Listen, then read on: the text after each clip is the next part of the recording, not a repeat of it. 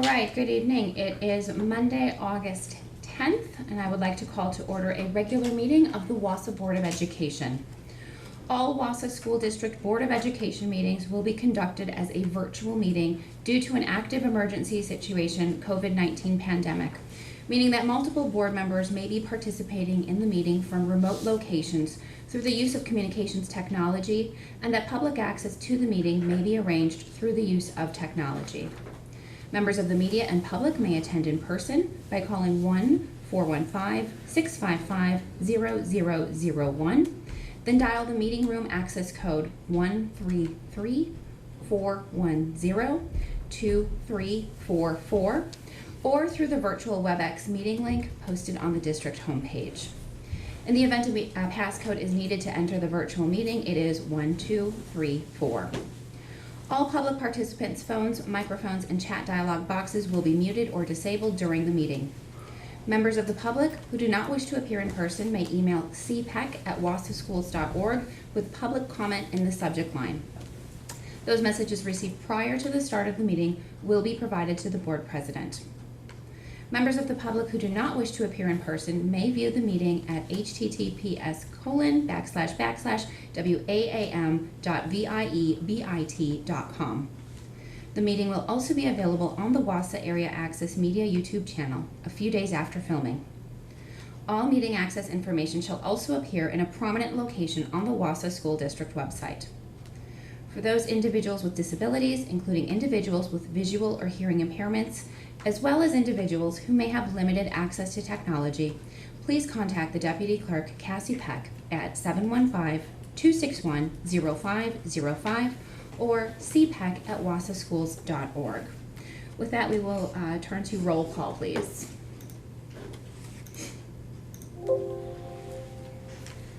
Jim Boucher? Yes. Kyle Lowe? Kyle Lowe? I see her. Beth Martin? Here. Pat McKee? Yes. Teresa Miles? Jane Roosh? Yes. Lance Trollope? Yes. Lee Webster? Yes. Tricia Zunker? Yes. Please stand for the Pledge of Allegiance.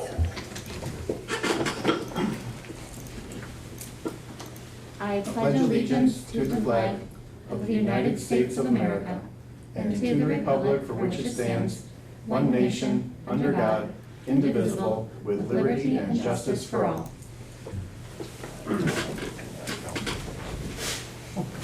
Okay, agenda item 4, reading of the mission statement. It is the mission of the Wausau School District to advance student learning, achievement, and success. Okay, so we have public and student comment. This is agenda item 5 on tonight's agenda. It is a little bit lengthier than usual. So, we have a number of comments in support of the decision to start the year virtually. I will go through the names on that.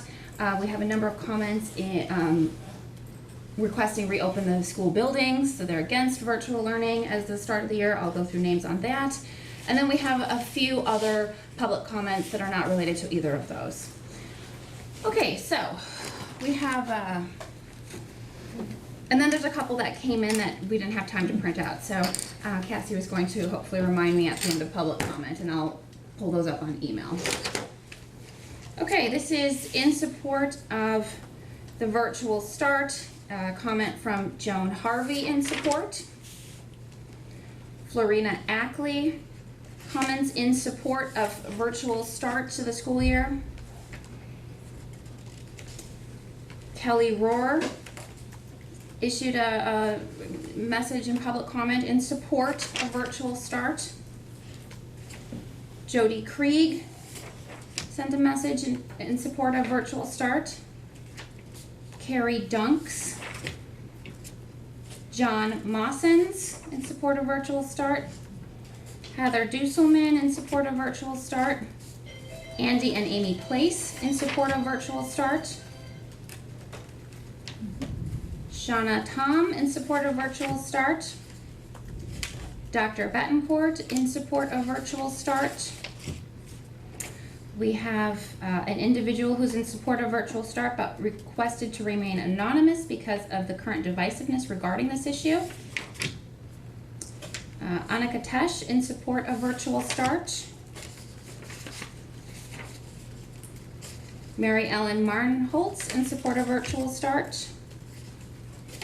Adrienne Liss Gravemond in support of virtual start. Tom Ivy in support of virtual start.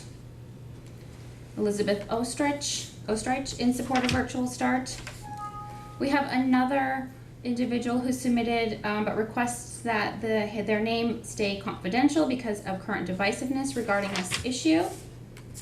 We have yet another that requested their name be kept confidential because of current divisiveness regarding this issue, and that is in support of virtual start. Laura Lukens in support of virtual start. Dana Parlier-Pease in support of virtual start. Dan Prihoda in support of virtual start. Laura Lawler in support of virtual start. Celine McNellis Klein in support of virtual start. Caitlin Bodenheimer in support of virtual start. Jay Coldwell in support of virtual start. Christina Johnston in support of virtual start. Christine Nelson Freiberg in support of virtual start. Pam Lovera in support of virtual start. Rita Pockel in support of virtual start. Roxanne Borneman in support of virtual start. Virginia Kirsch in support of virtual start. Becky Filiatro in support of virtual start. Milt Pockel in support of virtual start. Robert Gradzielewski in support of virtual start. Laura Place in support of virtual start. Melanie Gibbs in support of virtual start. Ann Jakes in support of virtual start. Annette Crass in support of virtual start. Kelly Clark in support of virtual start. Deborah Kirsch in support of virtual start. April Gradzielewski in support of virtual start. Steve Miller in support of virtual start. Nancy Schultz in support of virtual start. Jean Fisher in support of virtual start. Terry Ugeritz in support of virtual start. Michelle Meyer in support of virtual start. Kenneth Smith in support of virtual start. Karen Briggs in support of virtual start. Megan Richardson in support of virtual start. Caitlin Leininger in support of virtual start. Patty Zemke in support of virtual start. Kelly Hummel in support of virtual start. Mary Lucarelli in support of virtual start. Elena Clark in support of virtual start. This individual requested their name be kept confidential due to the division surrounding this issue, but is in support of virtual start. Beth and John Burke in support of virtual start. Dina Rasmussen Spear in support of virtual start. Jessica Fisher in support of virtual start. Jordan Sisson in support of virtual start. Deborah Waller in support of virtual start. Erica Anderson in support of virtual start. Carrie Clement in support of virtual start.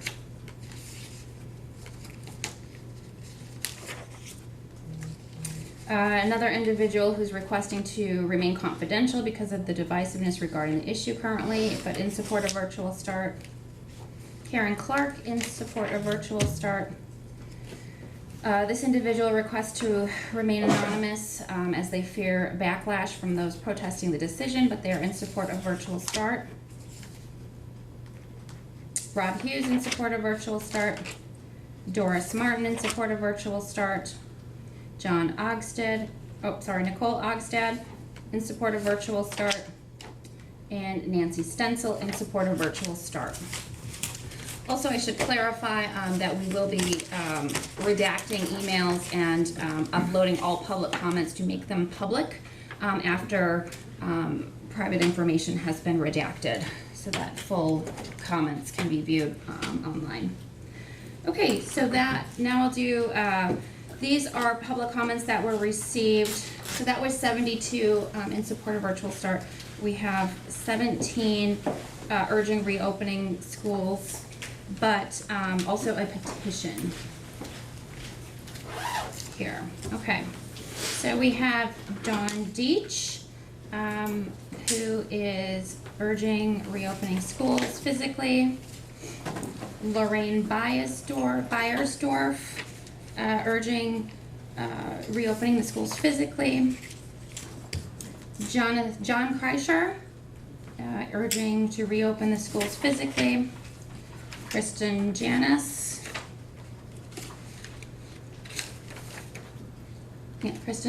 urging reopening schools physically. Jamie Hoover, urging reopening schools physically. Jessica Tipple, urging reopening schools physically. Jeff Anderson, urging reopening schools physically.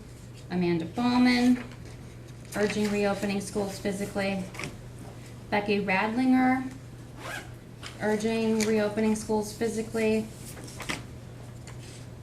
Grant Winston, urging reopening schools physically. Amy Dykstra, urging reopening schools physically. Melissa Robin and Travis Clade, urging reopening schools physically. Dr. Fernando Rivera, urging reopening schools physically.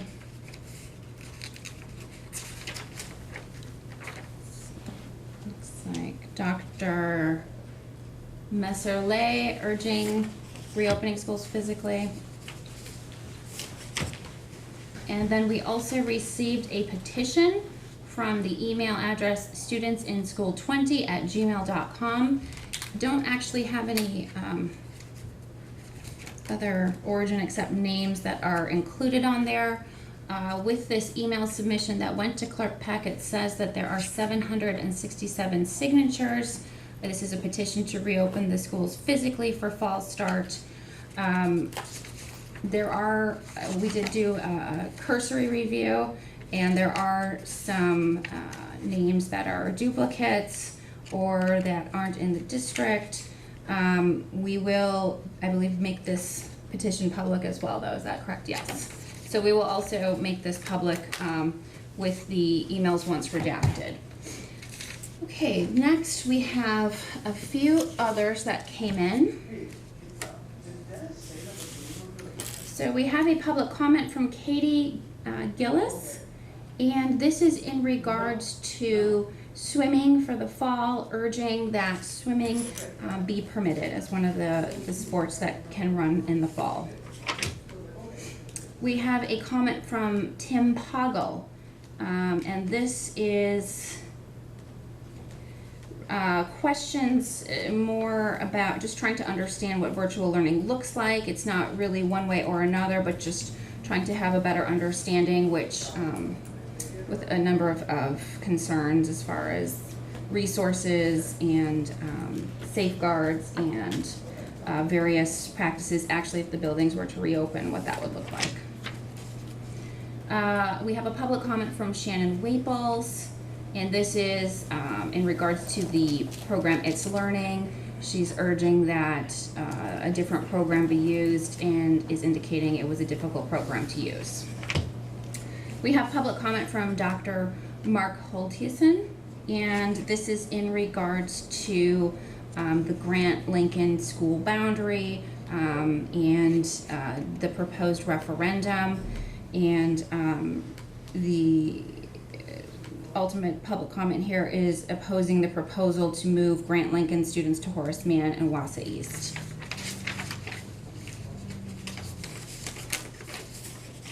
We have public comment from Mary Tao. This is also in regards to the Grant Lincoln boundary change to the east side, and requesting that boundary does not change, requesting that Lincoln School remain open. She also did send a petition which included about 200 signatures a number of them were out of district and out of state, but she did include that petition as well. And the board is in receipt of that also. Okay, then we have a couple that came in at the very end here. We have a public comment from Joe Bamey, and that is urging return to school buildings physically in the fall. And we have a public comment from Kelvin Dexter, which is in support of virtual learning start for the school year. Okay, so as I said, once the emails have been redacted and any necessary information, all of these public comments will be available and posted for the public to review. Okay.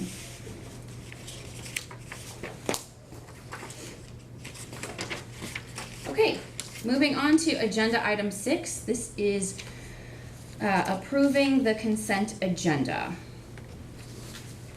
I am seeking a motion to approve the consent agenda. First from Beth. Beth Martin first, Okay, we have a first from Beth Martin and second from Pat McKee. and a second from Pat McKee.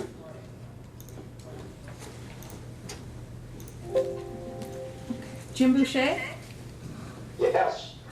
Kyle Lowe, Yes. Beth Martin, Yes. Pat McKee, Yes. Jane Roosh, Yes. Lance Trollope, Yes. Lee Webster, Yes. Tricia Zunker. Yes. Okay, moving on to agenda item 7, old recurring business, under A, Education Operations Committee meeting.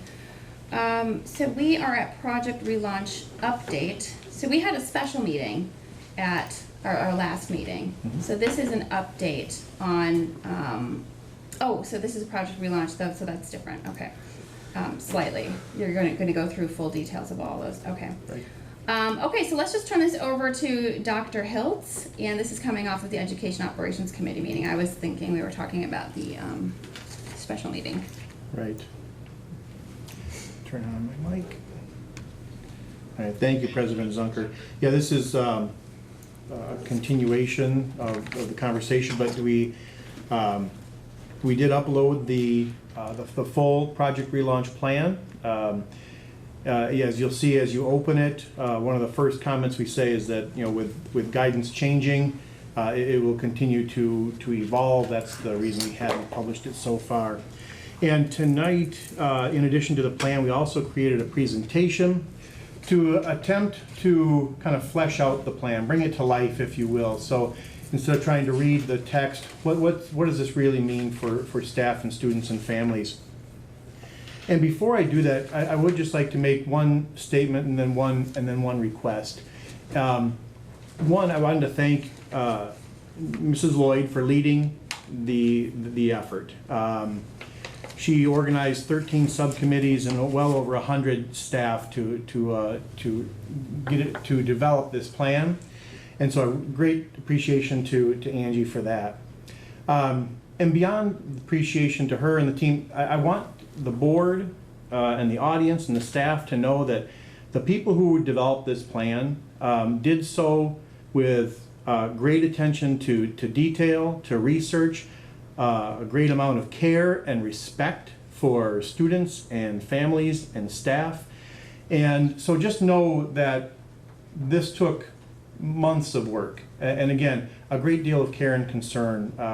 So we're proud of the work, and we know there's a lot of rancor around the subject, but it doesn't change the amount of care and concern and work that people put into it. That being said, I also know that we are stronger when we work together.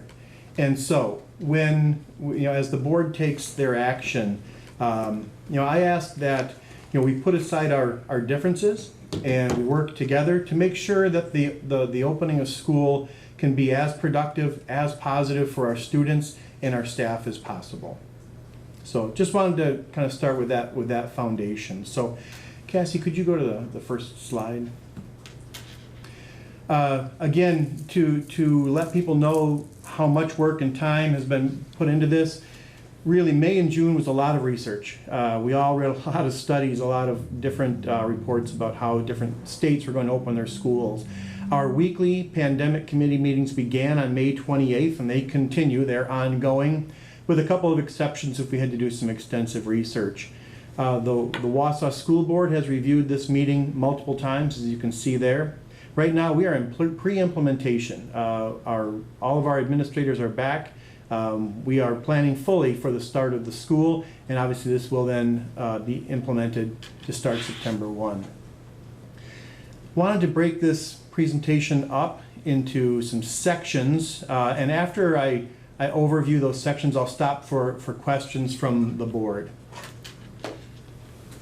So first of all, I know people are interested in the various phases of reopening, so let's just talk about what that might look like. Obviously the board, oh, I'm sorry, could you go to the one you just, thank you, yep.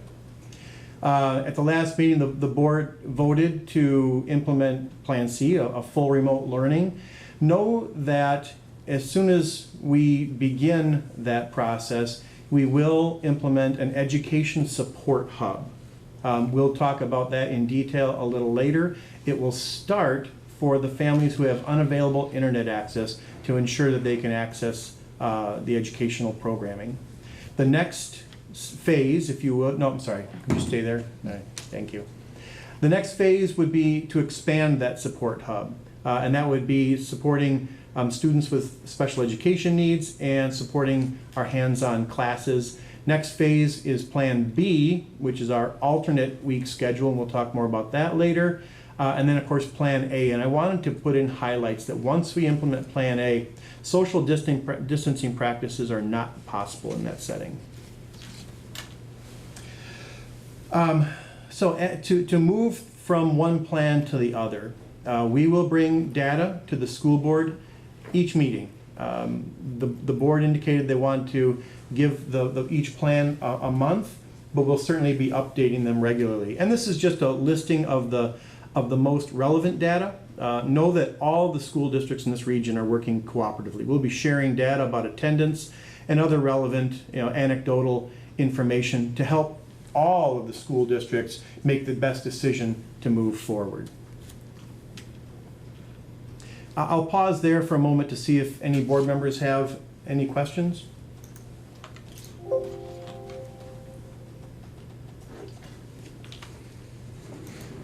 Seeing any? Okay. Ask them just to speak out because I can't. I have a question. That's Lee. Go ahead, Cassie. Cassie. Oh, go ahead, Lee. There were a number of emails that came in from physicians, and you're referring to medical information that were different than the information that we'd received from the previous information that was provided to us. And I'm just curious as to why we're not balancing that information from different resources. I'll keep going. Yeah, Lee, we got information again today, and we have throughout this last few months from various physicians advocating both for and against opening. So we've been leaning on our school nurse staff who have been interacting with public health and other physicians, and so we've been leaning on their expertise in this process. We were told by the state to rely on our health department, which is what we've been doing.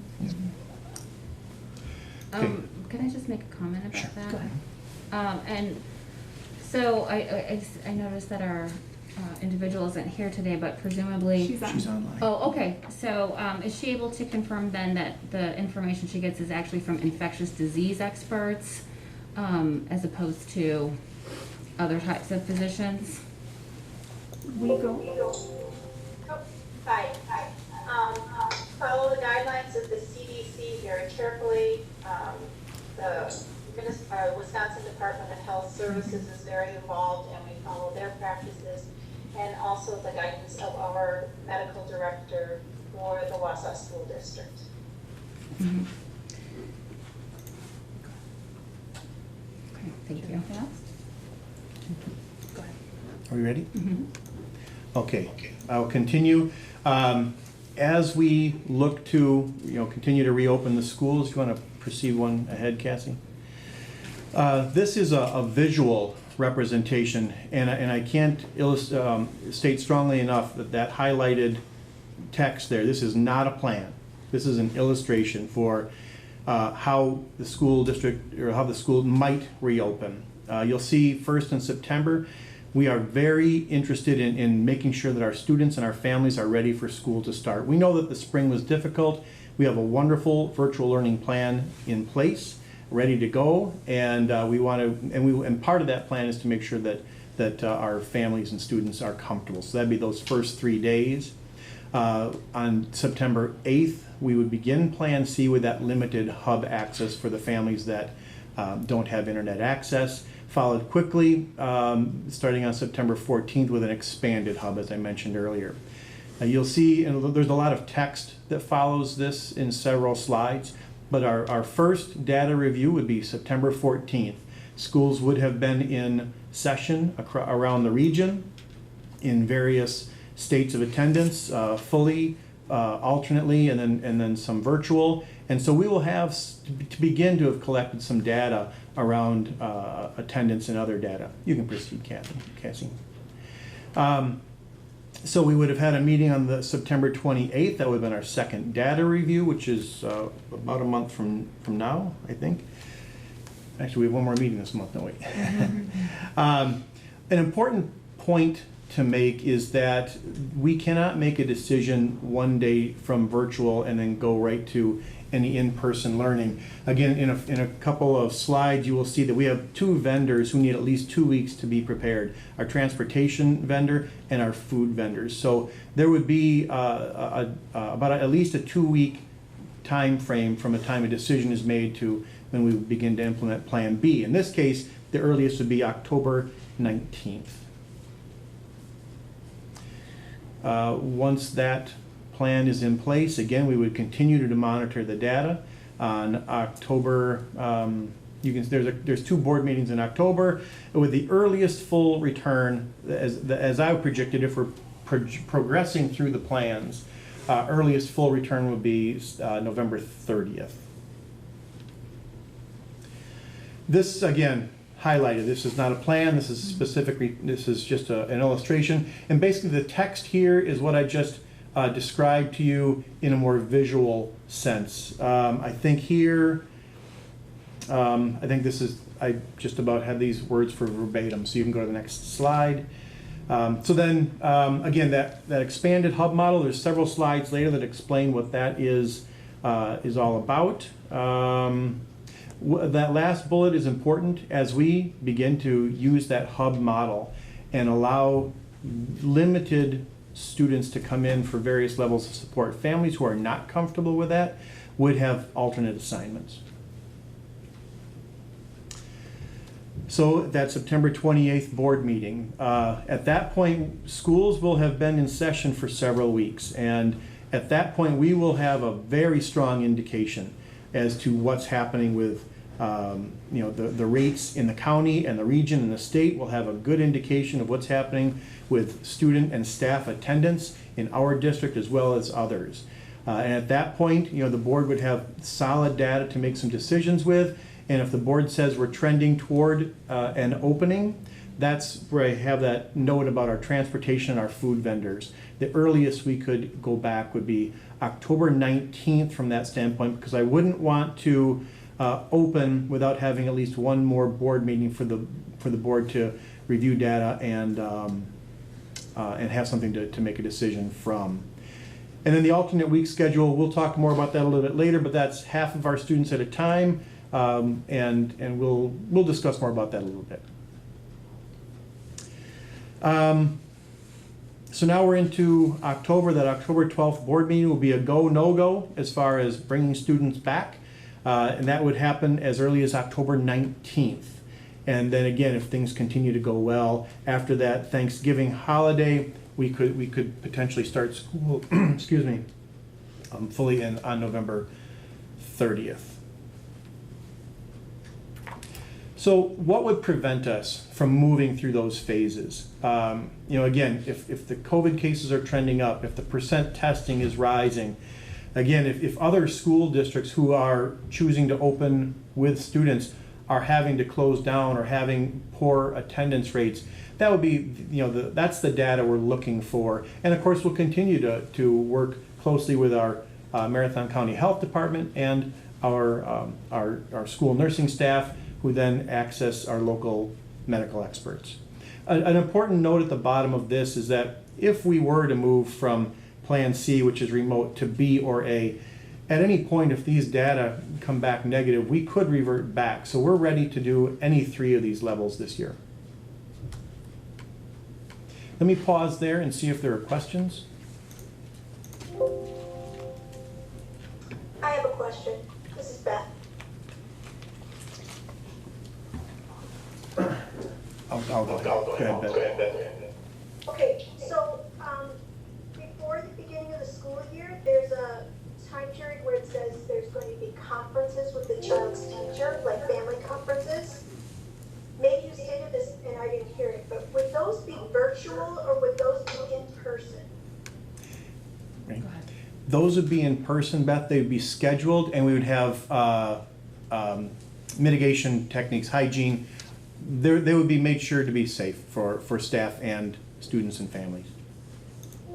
Thanks. That sounds good. And actually, that's coming up in just a moment.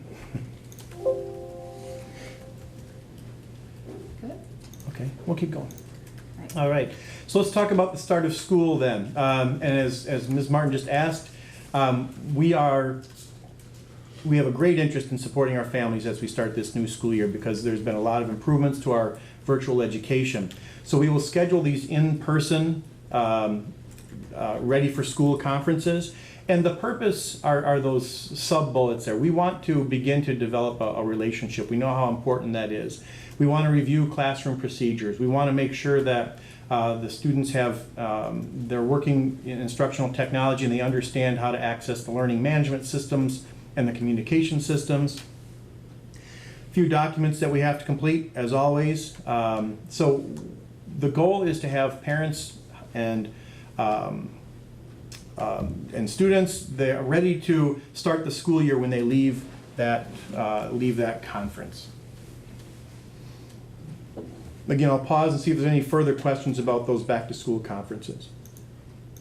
Otherwise, we'll be talking about what I think a virtual learning day might look like.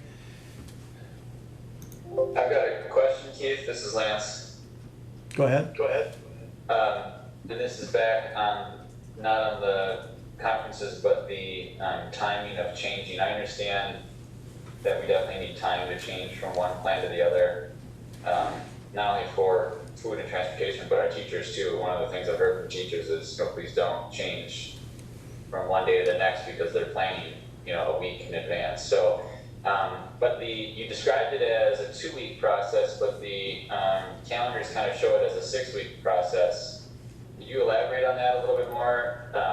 Could we do it as fast as a 2-week process if the board was comfortable with that? Yeah, we could, Lance. Again, if data are indicating, a positive trend, the board could make that decision at really any meeting. The purpose for my illustration would be that gradual release that we had kind of talked about, or that gradual return. But yes, if the board wants to bring students back in some capacity, we would just need the 2 weeks. Okay, thanks. Yeah, you're welcome. Anything else? Okay. All right, could you advance another, Cassie? So, a lot of questions about what virtual learning might look like, and clearly a lot of variables there that would be up to discretion of the teacher, what's working for students. This is just an illustration of some of the aspects. One, there will be daily instruction. It would be live. We would also record it for families and students who are not able to attend at that moment for review, or for students and families who need to review it later, even if they were able to attend live. There would be conferencing with teachers, there would be small group instruction, We do have social emotional learning supports that will be in place. There will be quite a bit of independent review and practice or application of learning. Students are not going to be in front of a screen for 7 hours, nor will our staff. We will have a structure in terms of learning goals and instructional schedules, and those are all enhancements from last spring. The next, you can go to the next one. The next slides try to give a little more, oh, I'm sorry, back one. Back one? Yeah, thank you. The next slides try to give a little more detail to that. So again, we talked about a daily schedule. We have ordered high quality web cameras for our teachers to be using. We have 3 days of professional development planned, along with some COVID protocols and things that we'll be sharing with our staff. As I mentioned, direct instruction would be recorded. We don't want 7 hours of recording, right? No one wants to try and go through that. But if we can, record a 15-minute direct instruction, I think that would be a good support. We will use It's Learning and Google Meet. Elementary will use Seesaw as requested last spring. I've mentioned this a little bit, but again, in a normal day, students do not get 6 or 7 hours of instruction. They get 15 to 30 minutes per content area. There's a lot of work that the students have to engage in, and that will be similar in this setting. And I just want to talk about 2 terms that get used regularly, synchronous versus asynchronous learning. Synchronous just means it's happening at that time, it's live. We are in a synchronous meeting right now. If someone watches this later, that's an asynchronous experience. Same thing with instruction. And students will have some learning activities to complete between those live sessions. And here's just, again, an example. I probably should have highlighted a note on this too. We're not saying every day is going to be a 10 to 20 minute morning meeting, and this is just an illustration, but there will be morning meetings and there will be short periods of direct instruction broken up by some learning activities. There will be a day, there will be times broken up for physical activity and the encore classes, which will be virtual, and lunch.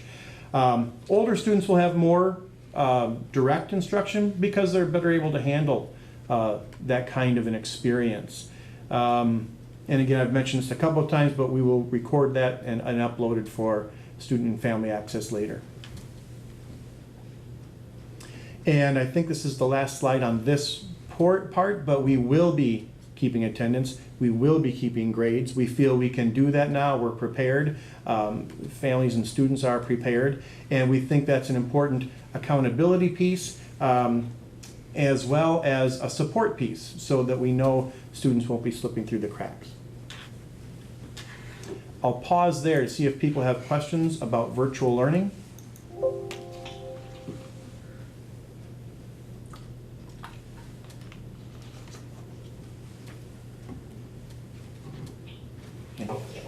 If I may, Keith, this is Jim speaking. I just wanted to thank you and your team and how you worked through this, because you've answered a lot of questions that I went down for myself to ask, and I don't like doing that because I'd rather hear your presentation and let me hear the potential answers versus asking questions ahead of time. So up to this point in time, well done. Thank you. And if I could note for the audience, board members have had a number of really good questions. The board has taken this work very seriously. They've worked hard to be knowledgeable. So I appreciate that feedback, Jim, and just want the community to know that the board is working hard on this as well. Let's move ahead then to prevention practices. So as we work to bring students back into buildings, people who want to know details, I strongly recommend you look at the project relaunch document that's attached to this agenda item as well. There's a lot of detail there. These are just some bullet points to let people know what is in the plan. So we have extensive hygiene and cleaning procedures. Cohort grouping means trying to minimize student contact with unique individuals, trying to keep smaller groups of students together to the extent possible. Much easier at the elementary than it is obviously in a high school. We are looking at staggered arrival and departure times, limited visitors to schools, again, trying to minimize that contact. We do have isolation spaces for children that we suspect might be ill. Some precautions during transportation. We will be doing staff training on COVID precautions, and then we'll talk a little bit later about some co-curriculars. So these are some of the things that are in place. Oh, sorry, keep going. Yeah. Additionally to that, food obviously is a hot topic, very important area. So we have some special rules and sales processes and hygiene practices associated with food. In addition to education being a cohort model, we'd also do the same with recess. Encore classes in grades K through 5 would be a virtual model. At the secondary level, to the extent possible, elective classes would also be in a cohort model. We would provide specialized PPE for staff who have to have close contact with students due to student needs. We have protective equipment for them. We would continue to do virtual meetings where possible. IEP meetings, many parents have expressed that these are much more convenient. They don't have to leave work or the house. They can do the meeting, and they've been quite effective. Another really important piece that we will reinforce the training that we've had in the past around trauma-informed care and adverse childhood experiences so that we are prepared to support students when they return. I'll pause there and see if people have questions about the mitigation or hygiene practices. Hey Keith, I couldn't get in time for the last one on the all-day virtual learning, but I know that we talked a little bit about last time the IT backbone that would be needed to support all virtual. Have we done, or have we had any outside entities do a stress test of our systems to make sure that they can handle the load that would be put on it through all of the, when you start streaming video and streaming all that stuff, stress is much different than WebEx and recording project live. Yeah, thanks, Pat. I see John Uding is here. John, would you like to speak to that? Yeah, I can answer that. We haven't done any formal stress testing, but when we're looking at our normal day-to-day, everybody in, the network itself is supporting in excess of 12,000 devices at any given time. So when people go back out and rely on their own network, the burden put on our infrastructure will be greatly reduced. Teachers are already streaming videos in the face-to-face and utilizing all of those same features. We are moving 11,000 end users out of the network and really creating more bandwidth for our instructors to deliver that kind of instruction.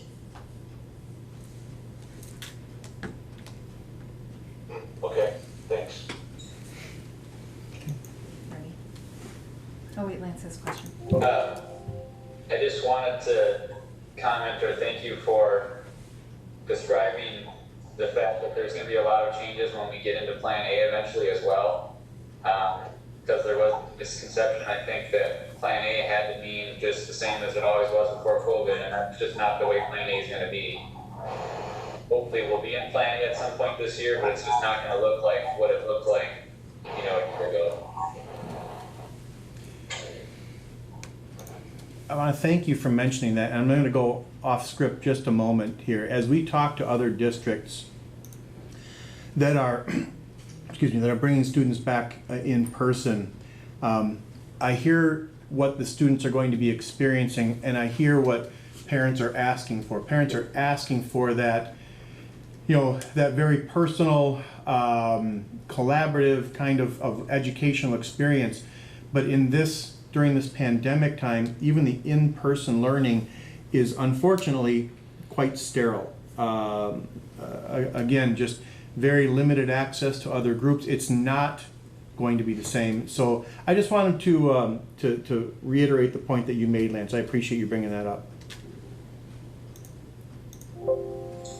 Yeah, I remember talking about it when we talked about it previously, that in some ways Plan A required us to be even more careful than Plan B does. So I know that we go to Plan A if we're feeling more comfortable with the community spread and that kind of thing, but the goal is to try to stay in Plan A. And so there's some sacrifices that are just going to have to be made to try to stay in Plan A. Agreed, thank you. Okay, let's talk about what a day might look like in Plan B. This is, thank you. This is an important piece. In Plan B, we can still maintain social distancing. That's been iterated many times that that's an important piece. And so Plan B would include roughly 50% of our students coming to school in person 4 days per week, while the other half attend a live class where if I'm the teacher and I've got my 12 or so students in front of me, I'm teaching to them. I mentioned earlier those high quality web cameras. That would be, those cameras would be aimed at the content, not at the other students in the class necessarily. And so the student at home could still engage in the instruction. The role of the teacher in this case would be to deliver that instruction and also attend as possible, right, to the students who are at home engaging through Google Meet. And in this case, we would also continue to engage in that hub model as necessary. The needs would not be as great because there are some face-to-face opportunities, but that would continue. Actually, I think that's as far, yeah, let me pause there. There wasn't a lot of detail on the blended, but let's see if there's questions. Cassie, can we go back to that? Just to clarify, in the blended model, Monday through Thursday, or essentially, I look at it as kind of days 1 through 4, the teacher's going to teach sequentially from Monday to Tuesday to Wednesday to Thursday. It's not as though kids go on Monday, Tuesday, they get taught a set of instruction, and then Wednesday, Thursday, that same instruction is taught to the other cohort. It's all, each day is going to be different. It's just that one day you get it in person, the next day you get it virtually. Yes, and I did make it clear that it would be the same. It would be the same cohort of students going for 4 days, and then Friday would be a virtual day, and then the next week it would be the other half of the students for 4 days. And again, we would not be repeating that instruction. It would be new instruction again. And so we've been talking about it being very important that if we want to offer credit and grades, which we absolutely want to do, we can't cover half of the material. I don't know if we can do 100%, but we want to do as much content, quality content, as we can. Does that help clarify? Yes, actually, very much. Thank you. Keith, if I may ask or make a comment, this is Jim asking. So from the point of view of the teacher is preparing his lesson plans or her lesson plans and teaching half the group, and the other half is getting it digitally. And I repeat that only to make sure that everybody understands that the blended version is not going to cause more work. Eventually, that's going to be something that could probably be used in years to come by the teacher that can then utilize that digital lesson plan and make it even better, and it actually builds into the future. Agreed, and if I could expand on that, we are actually... Your mic's not on. Thank you. My mic wasn't on. Thank you, Jim. Yes, and just to expand on that, we're actually pretty excited about the use of these webcams. We think that this offers a lot of supports beyond just virtual or blended learning, just ill students, or for whatever reason a student is unable to attend, or if we're able to, again, record that instruction and post it for later consumption and support. Again, it works right into the flipped lesson model. There's a lot of opportunity to use these webcams beyond just what we're trying to accomplish in this setting. Keith, I have a question. So here where it says Fridays could be left to support virtual students and engage in hub model activities. Will those hubs still exist Monday through Thursday for the students that have internet access issues? Yes, yeah, those support areas would be available because those students, otherwise the students would have no opportunity to access. And again, there might be some students with special education needs, or again, some of these hands-on classes. So yes, we're trying to create a flexible schedule that allows us to support all students, and also make sure that our teachers have that collaborative time to make sure that that we're delivering the best instruction possible. Can you call on Lance? He had a question. Lance? Yeah,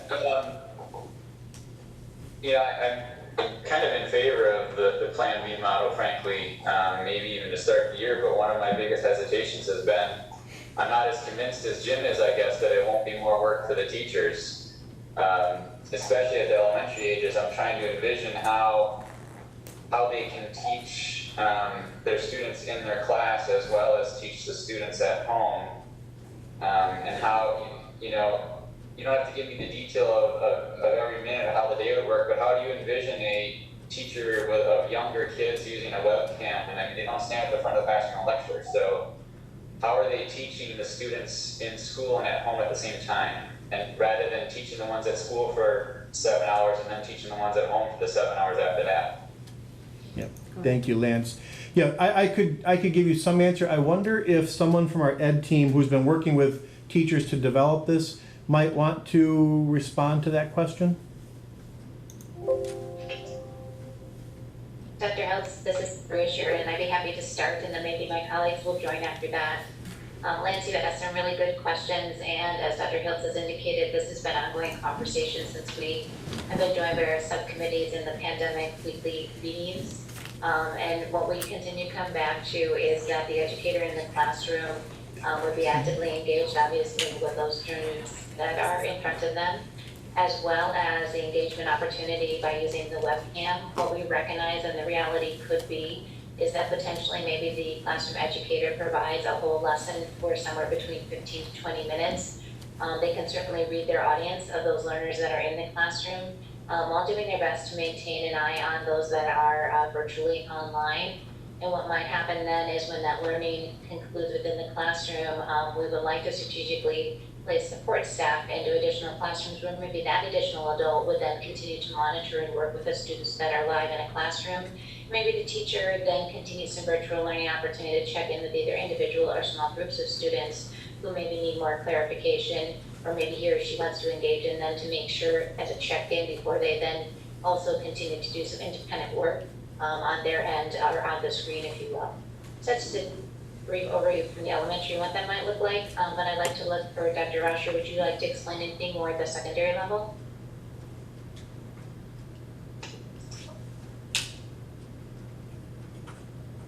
Yes, thank you, Andrea.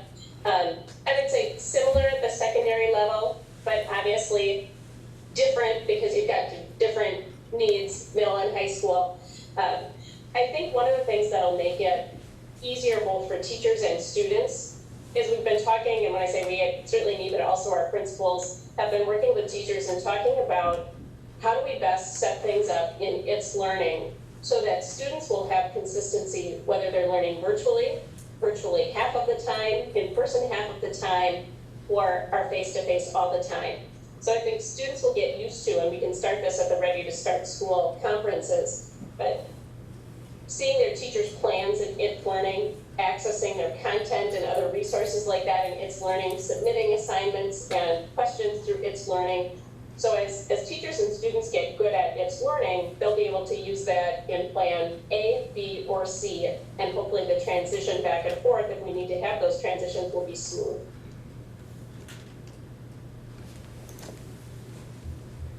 This might be a good time to ask this question for Andrea and Jennifer, since you guys have been answering these questions. In the last several years, educators around the country have seen data that shows students lose a large amount of knowledge during the summer due to being away from school for 3 months and the rigor of academia. We have now been away from school for 6 months and possibly could be 7 months. What plans, just so I understand this, what plans do we have to get our students caught up and moving forward from this point on? That's my biggest concern right now. Jim, that's a great question, and you're absolutely correct. That's been part of our ongoing conversation on a weekly, if not daily basis. As Dr. Hiltz indicated, we've been reading as quickly as we can the research information that's been provided by our professional colleagues, whether that comes through our ASA, our Association of Wisconsin School Administrators, and or the national level. I can speak on behalf of the elementary team. We've been working very closely, for example, with Curriculum Associates, our parent company, that produced our math resource, Ready and iReady. Almost weekly, if not every other week, we're on a webcam or a Zoom meeting with them, recognizing from a national level they're really challenged with the same question. The advice and the research that's indicating that we start with the incoming students that we have at the grade level of which they are assigned. However, we're going to be having opportunities and through the virtual learning as well to assess them. We're going to utilize FastBridge, which is our screening assessment that we introduced last year, beginning around the 3rd week of September. We want some time to work with our teachers and our principals to do that and do it well. That will provide us a baseline of fall data, so we'll be able to really gauge where our students are as they're coming into the beginning of this school year. We're intentionally waiting until around the 3rd week of September because we want to begin the year by engaging them online, building their relationships, doing some anecdotal data collection as well. But you are correct, we are keeping abreast of information as it's becoming available, whether it is again through our parent companies or our resources and or professional colleagues within the state and within the nation to be able to continue that process of learning and moving forward. We are being very positive to indicate that we're going to continue moving forward. We may have to look back a little bit, but we're going to take the data we have from this fall and continue that process. Dr. Brasher, would you like to speak to it at the secondary level? I would just add generally that teachers work very well together and they share a great deal of information. So I know teachers are thinking about where students left off with them last year and sharing that with the colleagues who will be getting those students the next year. I think about, just as an example, math sequencing. We know where we hoped to get last year. We know where we got. And so that information can be shared with the next level, the next math class teachers, about this is about where they would start. And then from there, as Andrea shared, it's a matter of looking at what kids are able to do. What do they know and what can they do? And then it's just good teaching of following, okay, this is where my students are. This is what they need next. Now I'm checking in with them again. Okay, now I see they're here, which means they need this next. And I think it becomes a very typical teacher flow. And that's what our teachers are really good at. If I could add one more thing, thank you, Dr. Rusher, that I didn't mention, Jim, and to the rest of the board members. We're also going to work very closely with our interventionists that we have at our elementary schools, and we're actually going to pick up right where we left off at the end of last year. So students that were working at that time, let's say with a Title I teacher or an English language learner teacher, someone that might have been providing an additional level of support. Already in the first week of school, starting virtually this year, we're going to have those students identified so we can provide them that support. And contrastly, those students who need a challenge, maybe the virtual learning opportunities in the late spring and maybe throughout the summer, really fulfill their learning, we want to be able to continue to challenge them as well. So we're going to work very closely with our gifted and talented teachers who will also be providing some online supports and enrichments also. Thank you. Andrea and Dr. Rusher, I have a question for both of you also. Just in regards to Plan B and talking about really clarifying that it is going to look very different this school day. So we know that for elementary schools, the encore classes will be virtual. So essentially the students will be staying in their classrooms in half sections, essentially half the class that will be there. And they won't be leaving the room except for lunch. I guess I'm trying to find out what else they would actually be leaving the room. Recess. Okay, just to be very clear, the day's going to look very different. Our students at the elementary level will be in their classroom for the majority of the day. At the middle school and high school level, I'm trying to understand what that looks like. Are the middle school students going to stick with just a group that they're with all day, or is there going to be a lot of interaction? I mean, I think about a high school student's schedule and how they completely vary from one student to the next. and what that's going to look like, and even passing time. You know, even with half the building there, that's still a lot of people that would be out in that given, 5 minutes or whatever amount of time that is. So if you could both speak to that a little bit, please, and just how that is going to look very different with this plan than normally. Sure, Tricia, I'd be happy to discuss what that might look like at the elementary. Everything you've indicated is accurate and correct. We're going to do our best to keep cohorts of students together for their safety and that of our adults in the building. So you are correct. You would envision potentially in an elementary classroom approximately half of the students in person with that educator, and then we're going to mitigate the amount of adults that we introduce to that classroom, which is why we're suggesting that encore classes actually be taught virtually from, let's say, the music classroom or the art classroom. And again, this is out of safety both for our students and our adults, the least amount of adults that we would rotate in a classroom. That creates a more safer environment for everyone. In addition, you mentioned lunch. It would be our goal to get the students from their classroom down to the lunchroom where they would then actually collect their lunch and take it back to their classroom where they would eat. We would look to zone our playgrounds. Depending on how many sections are in a grade level at a school will determine how many zones. So there would be a lunch recess period as we have known it in our traditional school schedules, and there'd also be recess throughout the day at least one other time, if not two, in a very safe manner. So we'll work really closely at the elementary level with the campus principals to identify how much space is available on a playground, how many zones we need, and how, again, we'll need to keep that cohort of students together and what does that look like and feel like, and then we'll work to educate the adults that will be supervising them for everyone's safety as well. Again, when we talk about interventionists, such as maybe a title teacher or an E&L teacher, gifted and talented teacher who may come into the buildings to provide some of those additional supports. Again, mitigating the sheer amount of adults that would go in and out of a classroom or interact with a cohort. So again, finding a safe space for them and utilizing then our webcam and our virtual learning opportunities for the safety of all involved. So just a general overview of the elementary, and I'm sure Dr. Rusher then can talk to the secondary. Thanks, Andrea. Yes, happy to speak to secondary. And again, even across the secondary level, this will vary a little bit. For example, our 6th graders in the middle schools will probably be able to follow a schedule very similar to what is described for elementary, simply because they tend to rotate through our allied classes versus choose some of them but not others. So 6th grade, I think, could look very similar. Starting with 7th grade, students are making choices about which allied classes they take in middle school or electives at the high school level. So that's going to mean that students will need to move to different places to access those classes.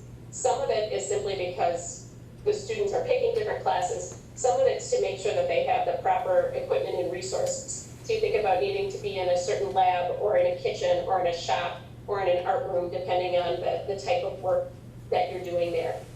Some of the things that will be to our advantage is because we will have fewer students in the building, we can still practice distancing when students are together for larger amounts of time. The times when students maybe aren't distanced will be those shorter times, for example, when they pass. So if you think about a 5-minute passing period, which students are used to from past years, there's very limited time that they would be together, and so that limits the exposure. And I don't know if Kathy Becker or Julie, our nurses, want to speak more to how time matters there, but that's kind of what we're looking at the secondary level. Yes, absolutely. Passing time, students will all be wearing masks, so that will decrease any exposure. Also, close contact, as defined by the CDC, is 15 minutes of contact within 6 feet, or somebody hugging you, or more personal touch, actual touching you. So passing other students in the hall is really very limited exposure, especially with a mask on, so that is not real concerning. This is Lance. I've got a question. I had a question coming in tonight. I think this is a good time for it since we're discussing the difference between secondary and elementary. Tricia raised a good point about the ability to sort of keep kids in cohorts at the elementary levels compared to, if we have a quarantine or a contact tracing issue at the secondary level, it might be 500 kids instead of 25 kids. And also, most of the parents that we've heard from that have talked about childcare, understandably, are the younger students. So, I'd like to know from administration what the discussion has been about not necessarily having the same plan for secondary and elementary students. Plans that are presented to us have been to have the whole school district the same, but what discussion has there been about maybe starting with elementary on Plan B, but secondary on Plan C, or some combination of that? Yeah, we have discussed those options. Really, it comes down to the goal for each of the plans. In Plan C, the goal really is about health and safety is our number one goal. When we move to Plan B, we elevate the goal of education, but still maintain that social distancing. And then obviously Plan A is really putting really decreasing the emphasis on safe health, and really elevating that educational aspect. When we talked about various plans for various levels, what we looked back to last spring was we tended to lose more of our secondary students than our elementary students. And when I say lose them, they just didn't engage. Secondary students, and that's been shown to be a trend across the nation. So at that point, we decided that other than the daycare, option, which we certainly understand, from an educational standpoint, if we're looking at education, we thought that it was just as important to have our secondary students in person as the elementary. Keith, if I may, this is again Jim, this seems to be a perfect time to ask questions, otherwise I would hold back on these questions, but I'm really looking at, since we're asking a lot of the academia type of questions and how we're going to deal with getting our students caught up in that, I'm also still very concerned about getting our teachers prepared to teach remotely, let it be blended or completely, because it takes some time. First of all, I want to commend the IT team for their work in trying to get our teachers ready in the spring on very short notice to teach digitally to our students, and putting together 12 videos, several webinars to fast track teacher learning. But having worked with staffs in the last 20 years and knowing that it takes a good 2 years to get teachers totally trained and competent and in technology enhanced curriculum, and giving them an idea of how to work this together, it takes, and they have to feel confident with it. Can the IT people let us know in those 3 days of professional development, how are we going to get our teachers up to speed to teach in this realm? We're talking about the students, but I want to know how the teachers are going to be able to feel comfortable. That would be probably to John. And I think, Chris can jump into some of the professional development or learning opportunities available to staff. I think you're right, it takes a while to develop, a skill set to be able to do that. But again, teachers have an experience of developing and delivering lessons from the spring that they can draw on. And our teachers did a great job in the spring of doing that and providing it. So it's not completely unfamiliar that way. We started in the spring and built on with flipped lesson design, and each of those Fridays there was time devoted to that to help people understand how to develop those lessons and deliver curriculum that way. They're familiar with the learning platforms. The web camera is simply a plug and play aspect to it. There's not a whole lot of learning to go around that. So one, Jim, to answer your question, I think a lot of the things and the vast majority of resources that we're asking staff to use to meet the needs of students are the same resources they were utilizing in the spring. There is something, so it's not completely unfamiliar. There were the 3 days additional built in that they can ask any course or any anything that they would like, any learning they would like.